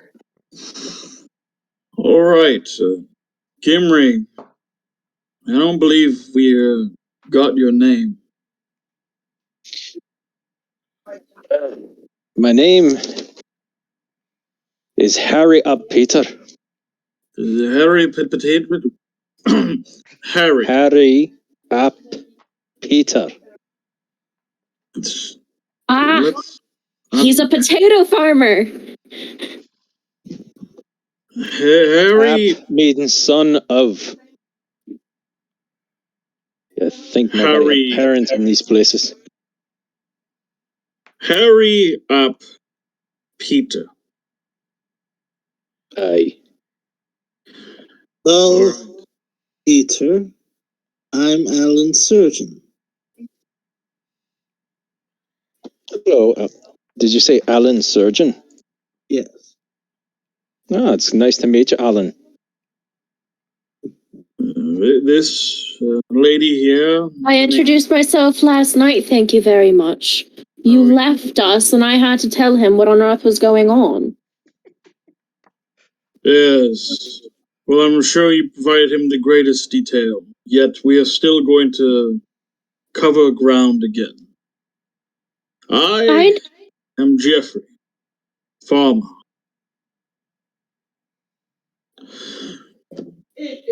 Now, Harry. I'm going to remind you guys that just so you guys understood, because I don't think you guys understood that he told you he would give you his favor. Okay. I understood. Okay. I understood. His favor. He didn't stink and kill me, so that's good enough for me. He'll hook you up with a lord that can take you to the Crusades if you want to go on the Crusades. Mm-hmm. Okay, so that's what he'd do. That's what favor means. The favor of a very respected knight. It's not just the monetary rewards. Now, Harry.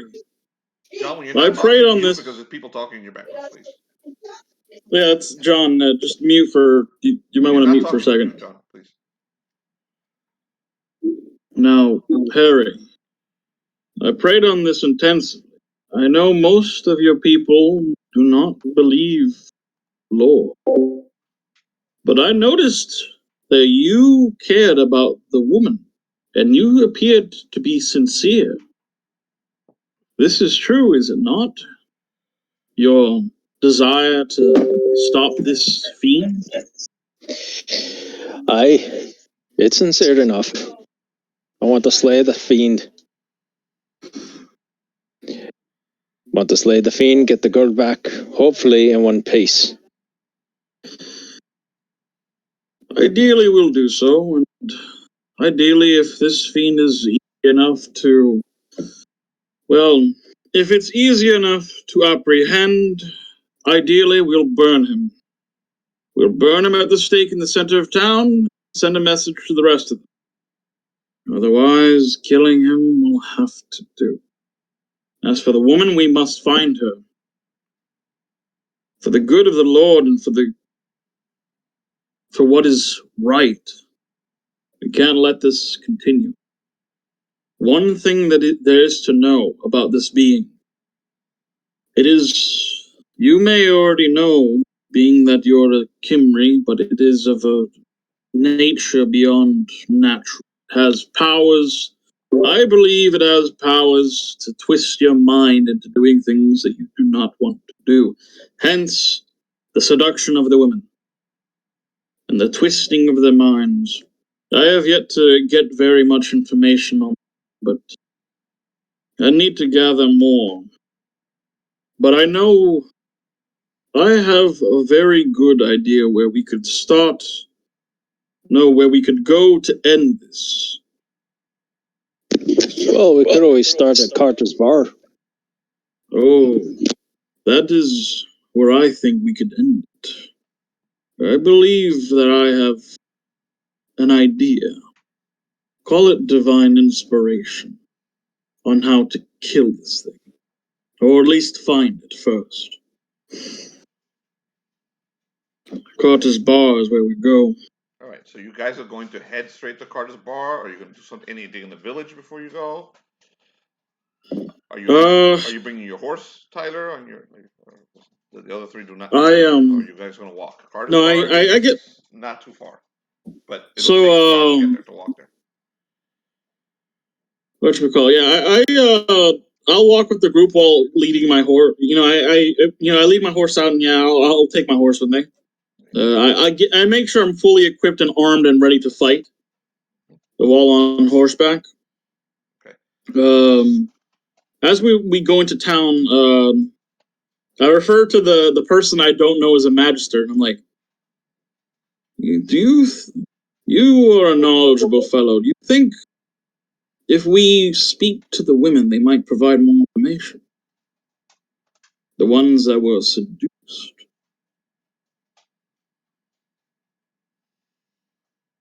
You, Jonathan. Talking to you, Jonathan. Yeah, the guy who's well read.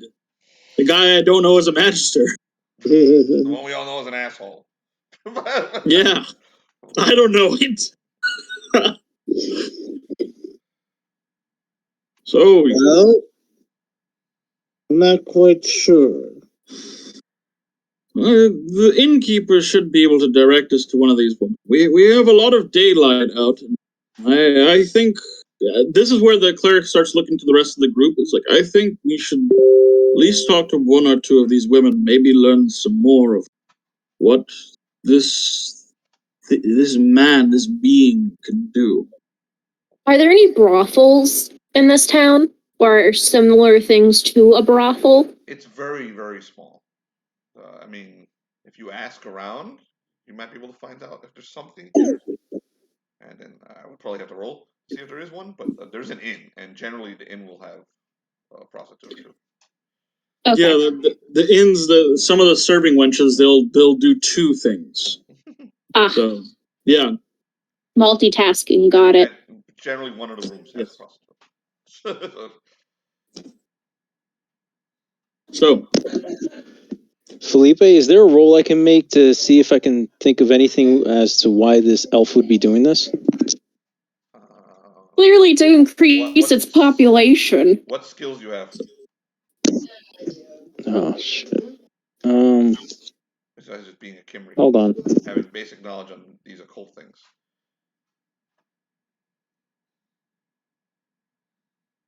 I don't really have much in the way of skills other than working with wool and cloth. Use your intelligence roll. Intel. Okay. Your bonuses from My modifier for intel is 0. Just roll.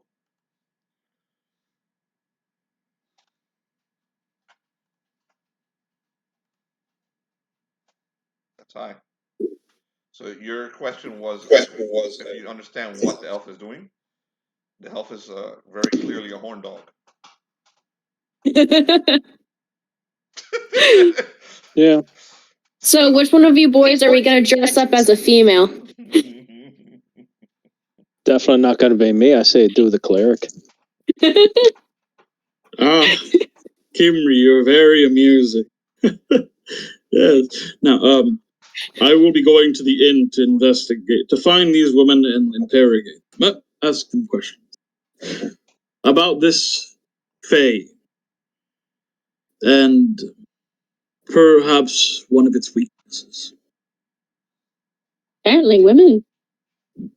Clearly, we have one among our group, but I'm not sure if she could seduce him.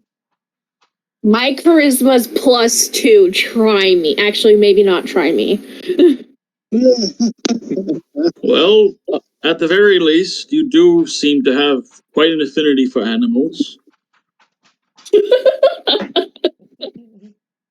So the cleric, I'm going to the inn, and I'm talking to the head innkeeper.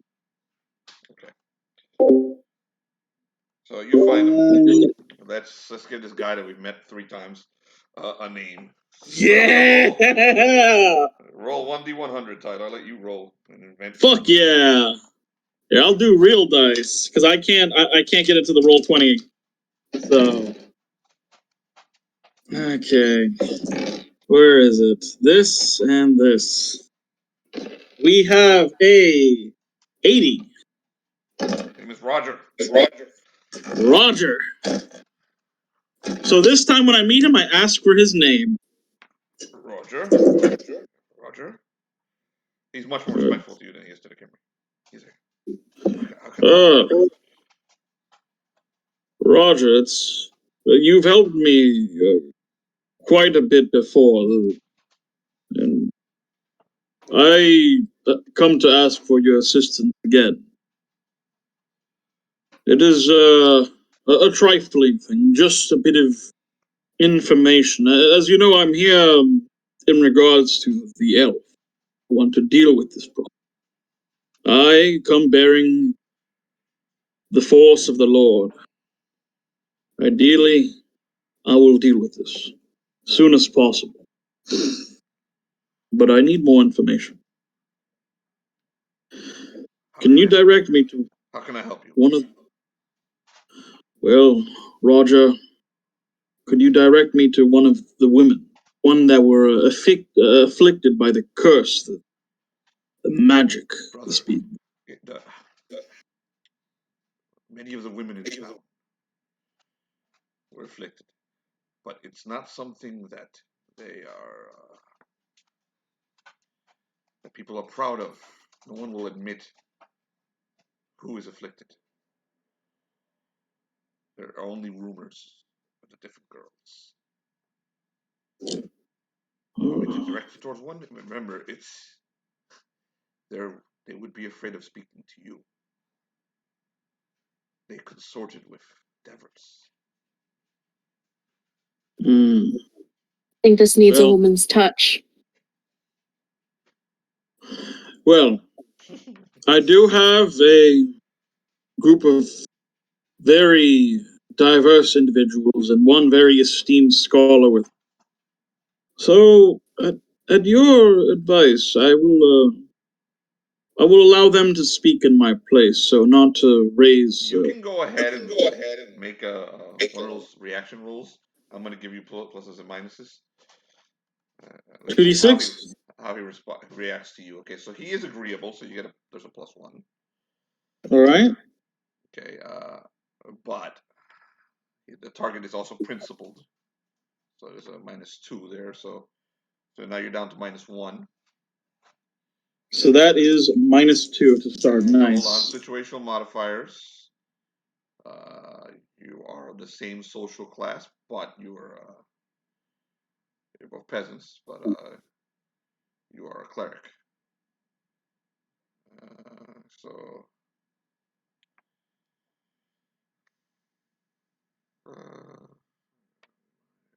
okay, so just do it with a -1, 2d6. Okay, so that's -2 with my charisma. That's a 4 and a 3. 7 -2. 2 is 5, right? So Yep.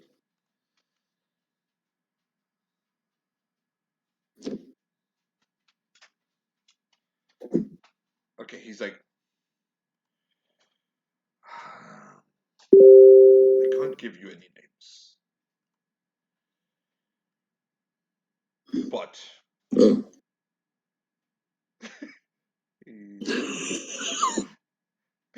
you see one of the serving wenches on the other side of the who's currently serving a beer to a people there.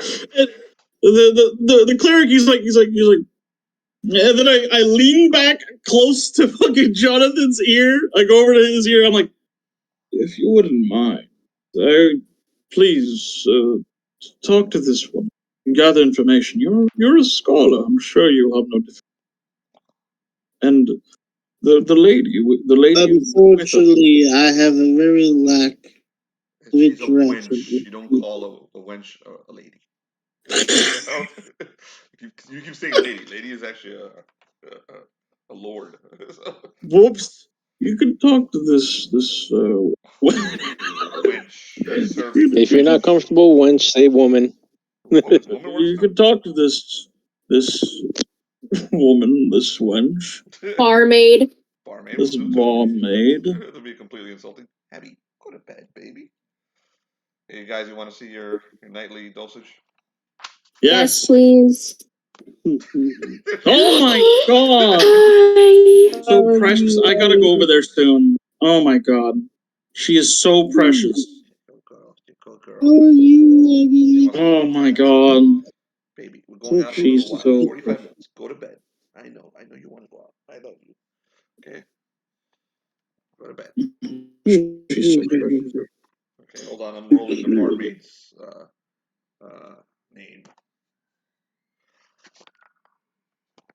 Everybody's getting names. Yeah. Okay, go ahead. Jonathan, you're going to go talk to her? Someone else going to talk to her? I'll talk to her. But yes, Holyman, while you question them, I have a theory that I must chase after. Oh. He pats your shoulders like, oh, it's okay. You don't need to explain. The holy man, assuming that this guy has horrible experience with women, he goes over to Francis. He's like, Francis, would you mind talking to this serving? You already seem enthusiastic, and with your natural affinity with everyone you seem to encounter, I'm sure that if anyone could gather information, it'd be. It's absolutely no problem. I know exactly how to handle this. While they do that, I go to God's character and say, Henry, was it? Can't hear you. You blocked the mic or something. Henry, was it? Who? Roger. Jonathan's character? I mean, John's character. Oh, John's character. Okay. What happened? Was your name Henry? Harry. Yes, Henry. I require your Harry. assistance. Follow me.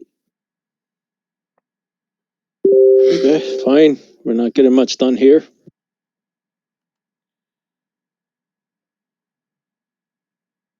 I go to like the Drake stub. Okay, so you guys are leaving to the Drakestone. So you guys leave the party splitting. All right, so we're gonna stay in the bar, and then I'll follow you guys to the Greystone. Okay, so Madeline and Geoffrey, what are you guys doing? So what I do is I go over to the bar again. I was like, if you wouldn't mind, just some beer. I'll be staying for just a little bit. He's looking at you like, you drink? Back in medieval times, as far as my knowledge is, beer is like more of like a nutritious drink full of like, Most of the water was not good anyways.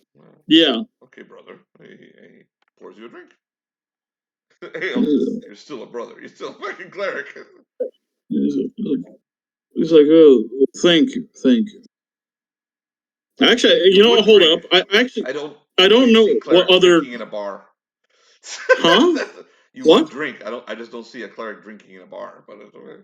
Okay, no, I don't know what else the cleric would drink. Like, absolutely can. Wine. Water? No, you can. Jesus drink. drank wine. You can drink. It's just not something normal for them. It's a man of God drinking. Like, what would I drink then? Like water? Like, would I ask? Wine. Like, no, sure. Not wine? Not here. Okay. Go sit at the table. Sit over it. Yeah, that's what I would, drink like He brings you some ale. He's like, all right. No, it's not. Okay, again, it's not like it's the end of the world. You're not being. It's just unusual. Okay. It's funny. I had a cleric a tear. He was always the bar. He's like, oh, thank you.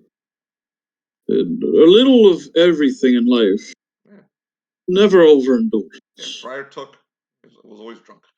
Okay, so Francis. So I sit at a table and I relax and I sip this drink. Are you gonna talk to the bar wench? Francis? Me? No. Wait, one question before you go to her. How does it taste? It tastes like ale. Do you want to roll for it? No, it doesn't taste good. It doesn't taste good? This is a backwater.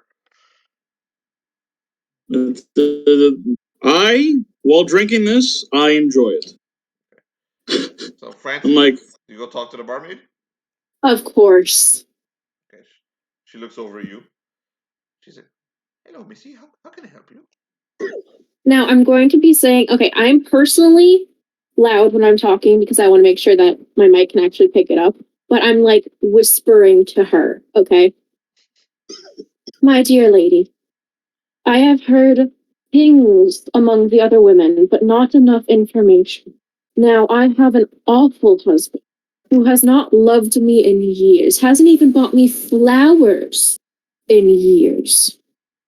And I simply do not know what to do. But from one of the other maidens in this town, I have heard of a certain magical source that can show me once again what love may be. Please be kind to this soul and tell me where I can find such a man that will actually love me, unlike my husband. Okay. She glances towards the cleric. I go back to you and lowers her voice and roll 2d6. I was hoping. I was enjoying my drink. I'm like, ooh. Oh, I got a 13! I got a 13. Okay. So she's like, her cheeks blush. She's like, go, Missy, go to Carter's bar. Go now. Go during the day. Pluck a double rose. I'll take care of you. You'll be fine. He took care of me. And she pats her belly, which you notice is a little. Oh, my sweet, sweet maiden, thank you for such kindness that you have found in your heart. But I must ask, is there anything... Huh? She giggles a little when you call her maiden. Is there anything else I may be worried about? Is there anything... Do I require protection? Oh, no. He'll be very kind. He's very endowed. You'll be fine. That's not what I meant, but okay. You need no protection. She clearly had a really good time. Is there anything else you can tell me, my kind soul? No. That's it. That's all you need. That's it? That's all you need. Double Thank rose. you kindly. A double rose in Carter's bar. Okay, I leave after I thank her. And I walk out the doors because I don't want her to see me talk to the cleric. Okay. Tyler, you're muted. Yeah, I pretty much I sit at my I'm sitting at my thing and I keep drinking. I pretend like I don't know Francis as she passes by. They all know that you know Francis. I pretend like I don't know her.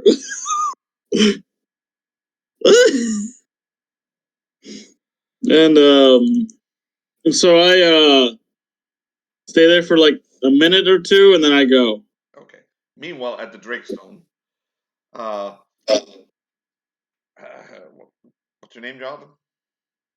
Oh, sorry, Alan Surgeon and Harry Potter show up at the Drakestone.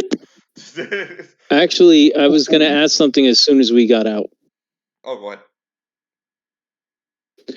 So as soon as we go outside, I stop and look over at him. So what exactly they have planned? I have a working theory about the Breakstone, and I've been meaning to test it. Just in case something backfires, I need someone to protect me while I'm checking and confirming this theory. What exactly is your theory? And there is a link between the Drakestone and the elf, but I need a closer look at the stone. I could tell you, there would be a link between the two. I saw it on the way in. What could you know, my dear Kimberly friend? Should I roll the d20, Felipe? What for? Hmm? What for? Even though I know, you told me that there is a link between What I told you about the Drakestone. What I told you about the Drakestone, you already know. You don't need to roll for it.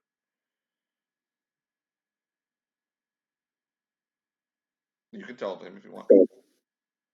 I mean, I was having trouble writing everything down. What you think of it is I mean, into the Fae. That it's a what? A door into a noon, which is where the Fae come from. Oh, okay. A noon is considered hell by the clerics, by the way. Noon, like Noon? Anun. Anoun is spelled differently by every culture. You can look it up. The Fae is. Where the Fae live. It's fine. My character's illiterate anyways. Probably. Well, what I can tell you is this. I do believe that it's a doorway to a noon. And he says it as low as possible because there is a cleric nearby and there's a bunch of people who don't like Gimli. Let's see how much of a function. I'll give you this much of a warning. Mess with it too much, we'll be slaying demons rather than some overly horny elf. But if you see a werewolf, that bastard's mine. Well, I go towards the Breakstone. Okay, do you follow him, Harry? Yeah. Okay, you guys arrive at the Drakestone. It's large, imposing, and ancient looking. Big square stone. Just there. Oh yeah, this is totally the best place to put a town. Good grief. It's right outside the town. Like a 2-minute walk. Yeah, no, that's why he said it. The gravestone is not Carter's Bar, just to make it clear. Carter's Bar is about 2 hours away, walking. Carter's Bar is a hill. Yeah, my character checks around to see if he can make the preparations for summoning. You're going to make a preparation for summoning at level 0 in front of the Drakestone? Yeah, if you could use the Drakestone as a bonus to summon. Oh my word, and I thought my character was suicidal. Felipe? Yes. My character, would he actually know what he's up to? Yes. Both of you know how to summon. Are you out of your blasted mind? Do you know what you can come out of this thing? Oh, just something simple. Well, first of all, summoning will take hours and hours to do. You know that, right? You gotta actually go buy the things from within the town. He looks at him again and says, something simple. To increase look, standing in front of something simple could be the king of the elves, pissed off and ready to kill us both for using his damn door. I normally don't side with the clergy, but this time I kind of want to smack you over the head for this one. So we could all end up dead. Summon a king. It's you don't understand what I'm saying. You're using this thing. It could be a doorway used by something bigger, nastier. For all we know, that horny-ass elf escaped from somewhere very, very bad. You know where to find out. I didn't hear you, Jonathan. Do you know where to find out?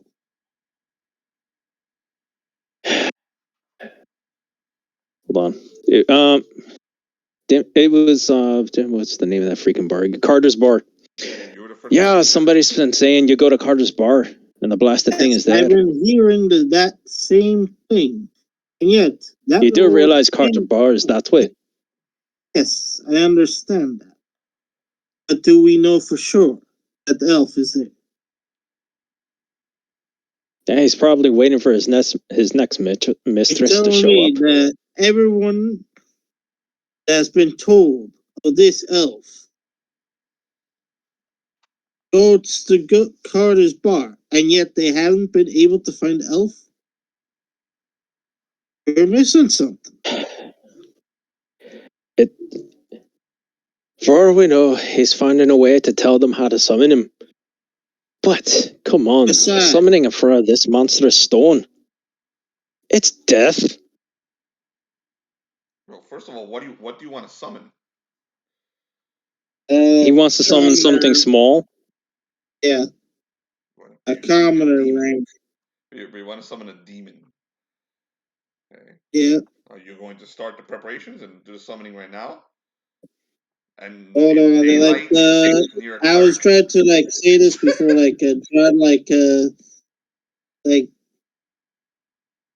I want to check if this has a Magister's temple. If there's any bonus. This is not a Magister's temple. This is an object of a possible object of the Fae. Go ahead, you can roll an intelligence check. The thing is, you're level 0. You don't have a cult lore yet, so you don't really know much. Could I try to figure out more since we're right at it? No, you already. I've told you what you. Yeah, you know a little. Okay. I'll tell Jonathan something. This is not. This is this will get you. This is a Fae. Something Fae. This is strange. It's not related to demons. This place will probably. Okay, I got a 2. Yeah, as I was saying. You rolled a 2. You rolled a 12. You get a -2 if you don't have the proper tools, and another -2 if there's no preparations. Yeah, you get a lot more than -2. You also have to roll it to see with the difficulty. So And then you do have to do the preps. What, you're going to try and summon him without any preparation at all? I was going to try to do the preparations and stuff. The thing I is, you don't wanted to have any know if actual I get like a scrolls. bonus through the Dragstone. Okay, yeah, but you don't have any actual scrolls. You don't have anything. No diaries or any books on this. You have to go research. Alright. Find the name of the demon you want to summon and do all that. Yeah, this does look Well, like a place that you could do this. And you would probably get bonuses. But again, you need the time. And the Kimmery's freaking out because And you're in a he backwater. doesn't want You're in a something. backwater village, nowhere near any I'm books. down Henry. As far as I can tell, this is not the place to summon. At least I'm not sure. And as I'm not sure, I'm not going to summon it. So you can Well, that's count at least your one breath. relief. And in all seriousness, I know what I'm doing. Did it ever occur to you that maybe this thing was put by something very powerful, and if you summon a demon through the damn door, whatever put it here might come and kill us for that? This is what I'm trying to get across. There are ways to make sure a summoning. Jonathan just let me know Worst that I gotta case read those scenario. summoning rules over and over and over again because he's gonna use them immediately. Worst case scenario, I have to sacrifice a few animals. I did read them. But that You is just gotta the read worst again. case scenario. Oh, and it'll cost a few gold to make sure it succeeds. Fucking pounds is what they usually cost, cunt. You don't have that much Pound. money. Okay, just pointing it out to you. Yeah. You also need to basically go to Oxford or Cambridge and study the books or get a book on demons and things. So you have to have something with you. Otherwise, you're gonna get like a -8, and you have to roll. If you're summoning something tiny, you have to roll over 14. You're not gonna do well. And if you screw that up, you're in a lot of trouble. Oh yeah. Shit, even if you summon it, you're in trouble because it might try and possess you. So go ahead. Yeah, that's the real trouble, actually. I would wait a few levels before you start summoning. I'm just saying. I know you're crazy, but Give you credit, though. Yeah. And I guess. But now I know you will summon. That's pretty awesome. Let's go to the. What was it? The place you called it? Carter's Bar. Let's head there. Oh, and if you don't, would kindly do not mention this to the priest. Oh, you mean your He's a insanities? cleric, not a priest. Yeah, no. He'll probably kill me in your stead because he's a cleric. These lunatics. Yes, The whole lot of them. well, very. Let's just say I'll keep quiet about you telling me that this is a portal, and you keep quiet about what I was attempting to do, and I will pay you if ever. I've been trying to save your life, and you're going to blackmail me? Good grief. It's not black. Let's just get out of here before I start slaying things purely out of rage. He walks away shaking his head like he can't. He walked into a bad situation. I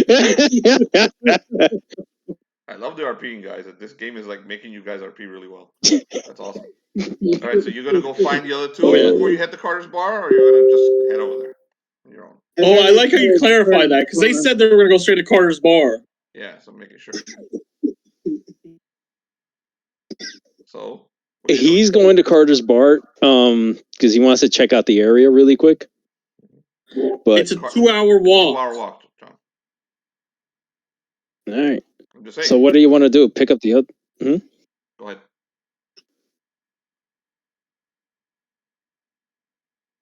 Go ahead, What John. was it, Henry? So what do you want to do? You're heading straight there, or you're going for the others?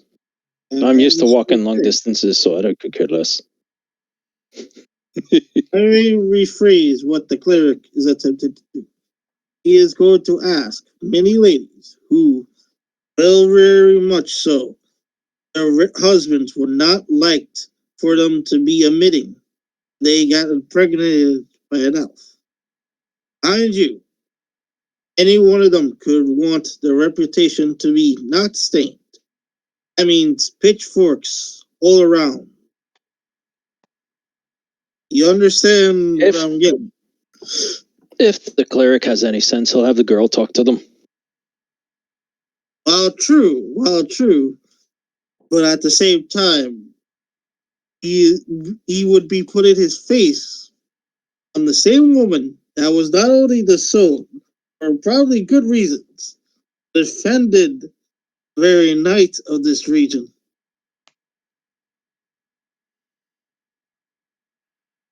I'd say we just find him anyway.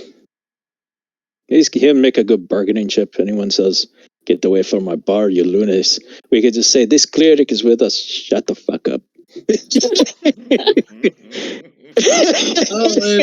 It's very hard to argue with that. Very well. I'm sorry. That was awesome, John. I think you're just like your best RPing ever. I fucking love this guy. Yeah. All right, so you go get the others. Yeah, He's just. Okay.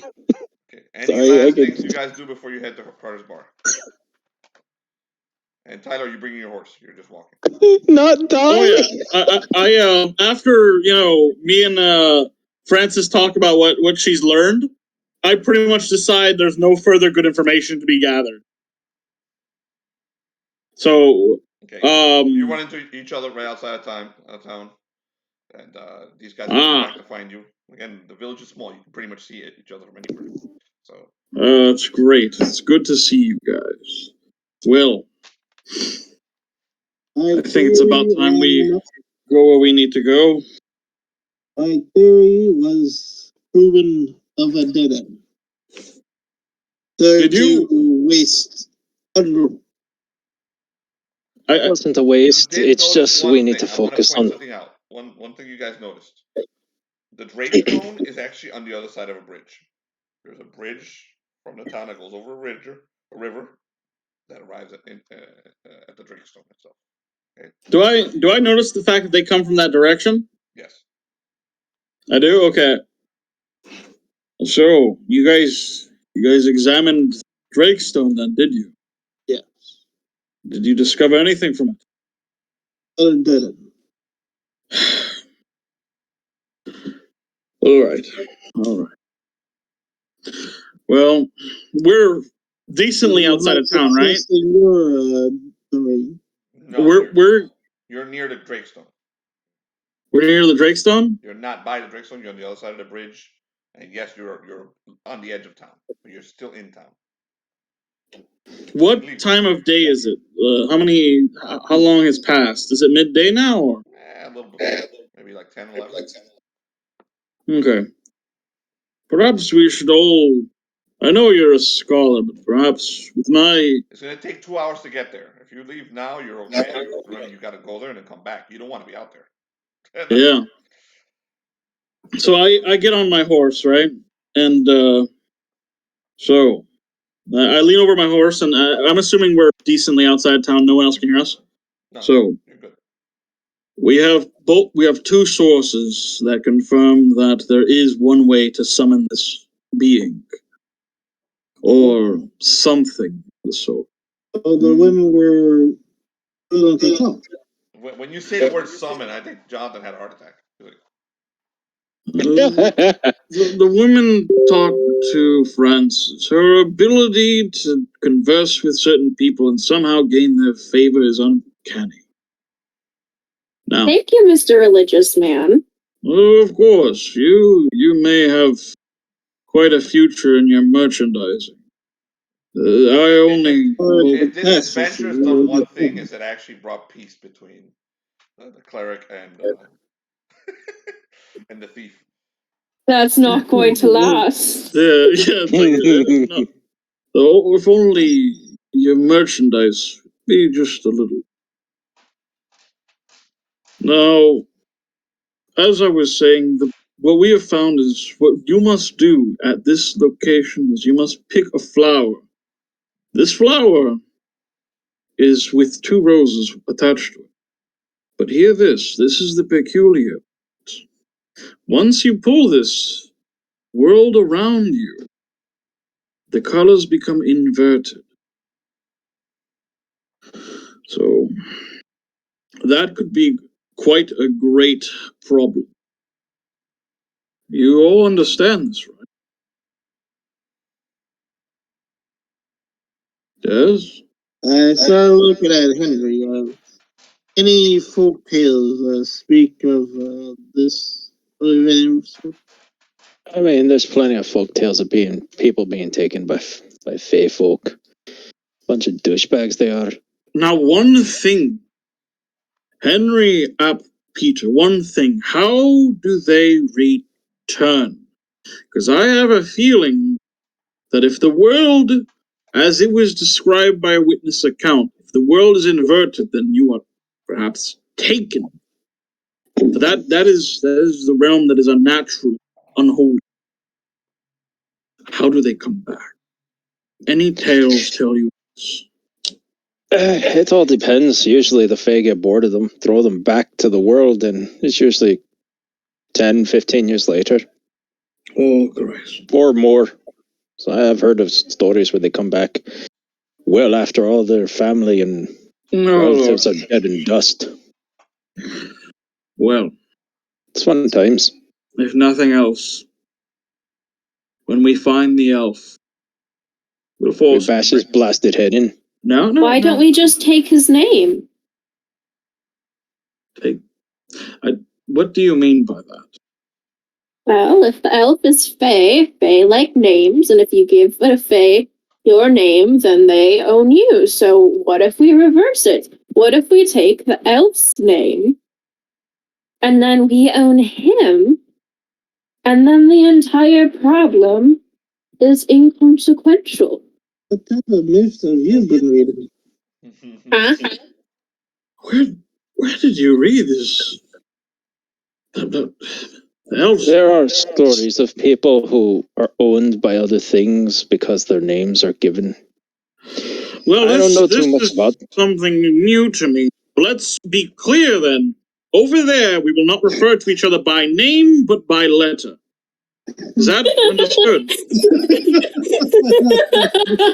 Well, I see where this is going. Because I have no interest in being owned by a aphrodisiac, monstrous, twisted, mad creature that serves only to shove its man meat into everything. No. That's beyond God's plan for me. We are going to find this thing. We're going to beat it to the point where flaying might have appeared to be merciful. We're going to force him to bring us back. We're going to drag him to town, and we will burn him at the stake. And as he burns, all of the women will be cured of their madness. And the church... Won't they still be pregnant? That means the babies might be part elf, and then there'll be more elves than what we began with. What happens to the children of elves? Well, that's kind of you. I have a tonic for it. Oh, bloody hell. My dear. Get rid of those suckers real quick. Oh, my dear. The second they enter this world, it's not likely they're going to live longer. Alrighty. A day. Alright, so what we're going to do right now is, so you guys are still discussing it. Since we're going to be done in about 10 minutes, I will tell you, you guys can begin the trip to Carter's Bar, or you can spend the day at the village, basically researching and preparing. If you spend a day at the village and you research and prepare, you will level up. If you just go to Carter's Bar right now, you won't. And you will do Carter's Bar at 0. So you guys let me know what you want to do. So, If I'm being sacrificed, I want to be wooed at night. So I'm assuming you guys are gonna stay in the village for the rest of the day. Yeah. And level up. Okay, so yeah. Go ahead. We're gonna, do the information gathering of that. All right, good. So I'm going to end the game as we level up. So everyone, choose a player. Actually, you know what? We're not gonna do it today because you only get 1 XP anyway for this game. Because if you were to get that XP, it's wasted. So don't worry about the MVP award. We'll do that next game. So Rocky was the MVP. MVP was Rocky. So we're gonna let I each will one of give you up. Rocky this holy artifact. Okay, I'm gonna stop the game. I'm going to go to the restroom, take a quick piss, and then we'll level each one of you up one by one. Okay? So it doesn't take long, and get you guys to level 1. So let's end the game Snake right now. oil merchant. Okay, that's our first You line give of us this dragon. holy gift.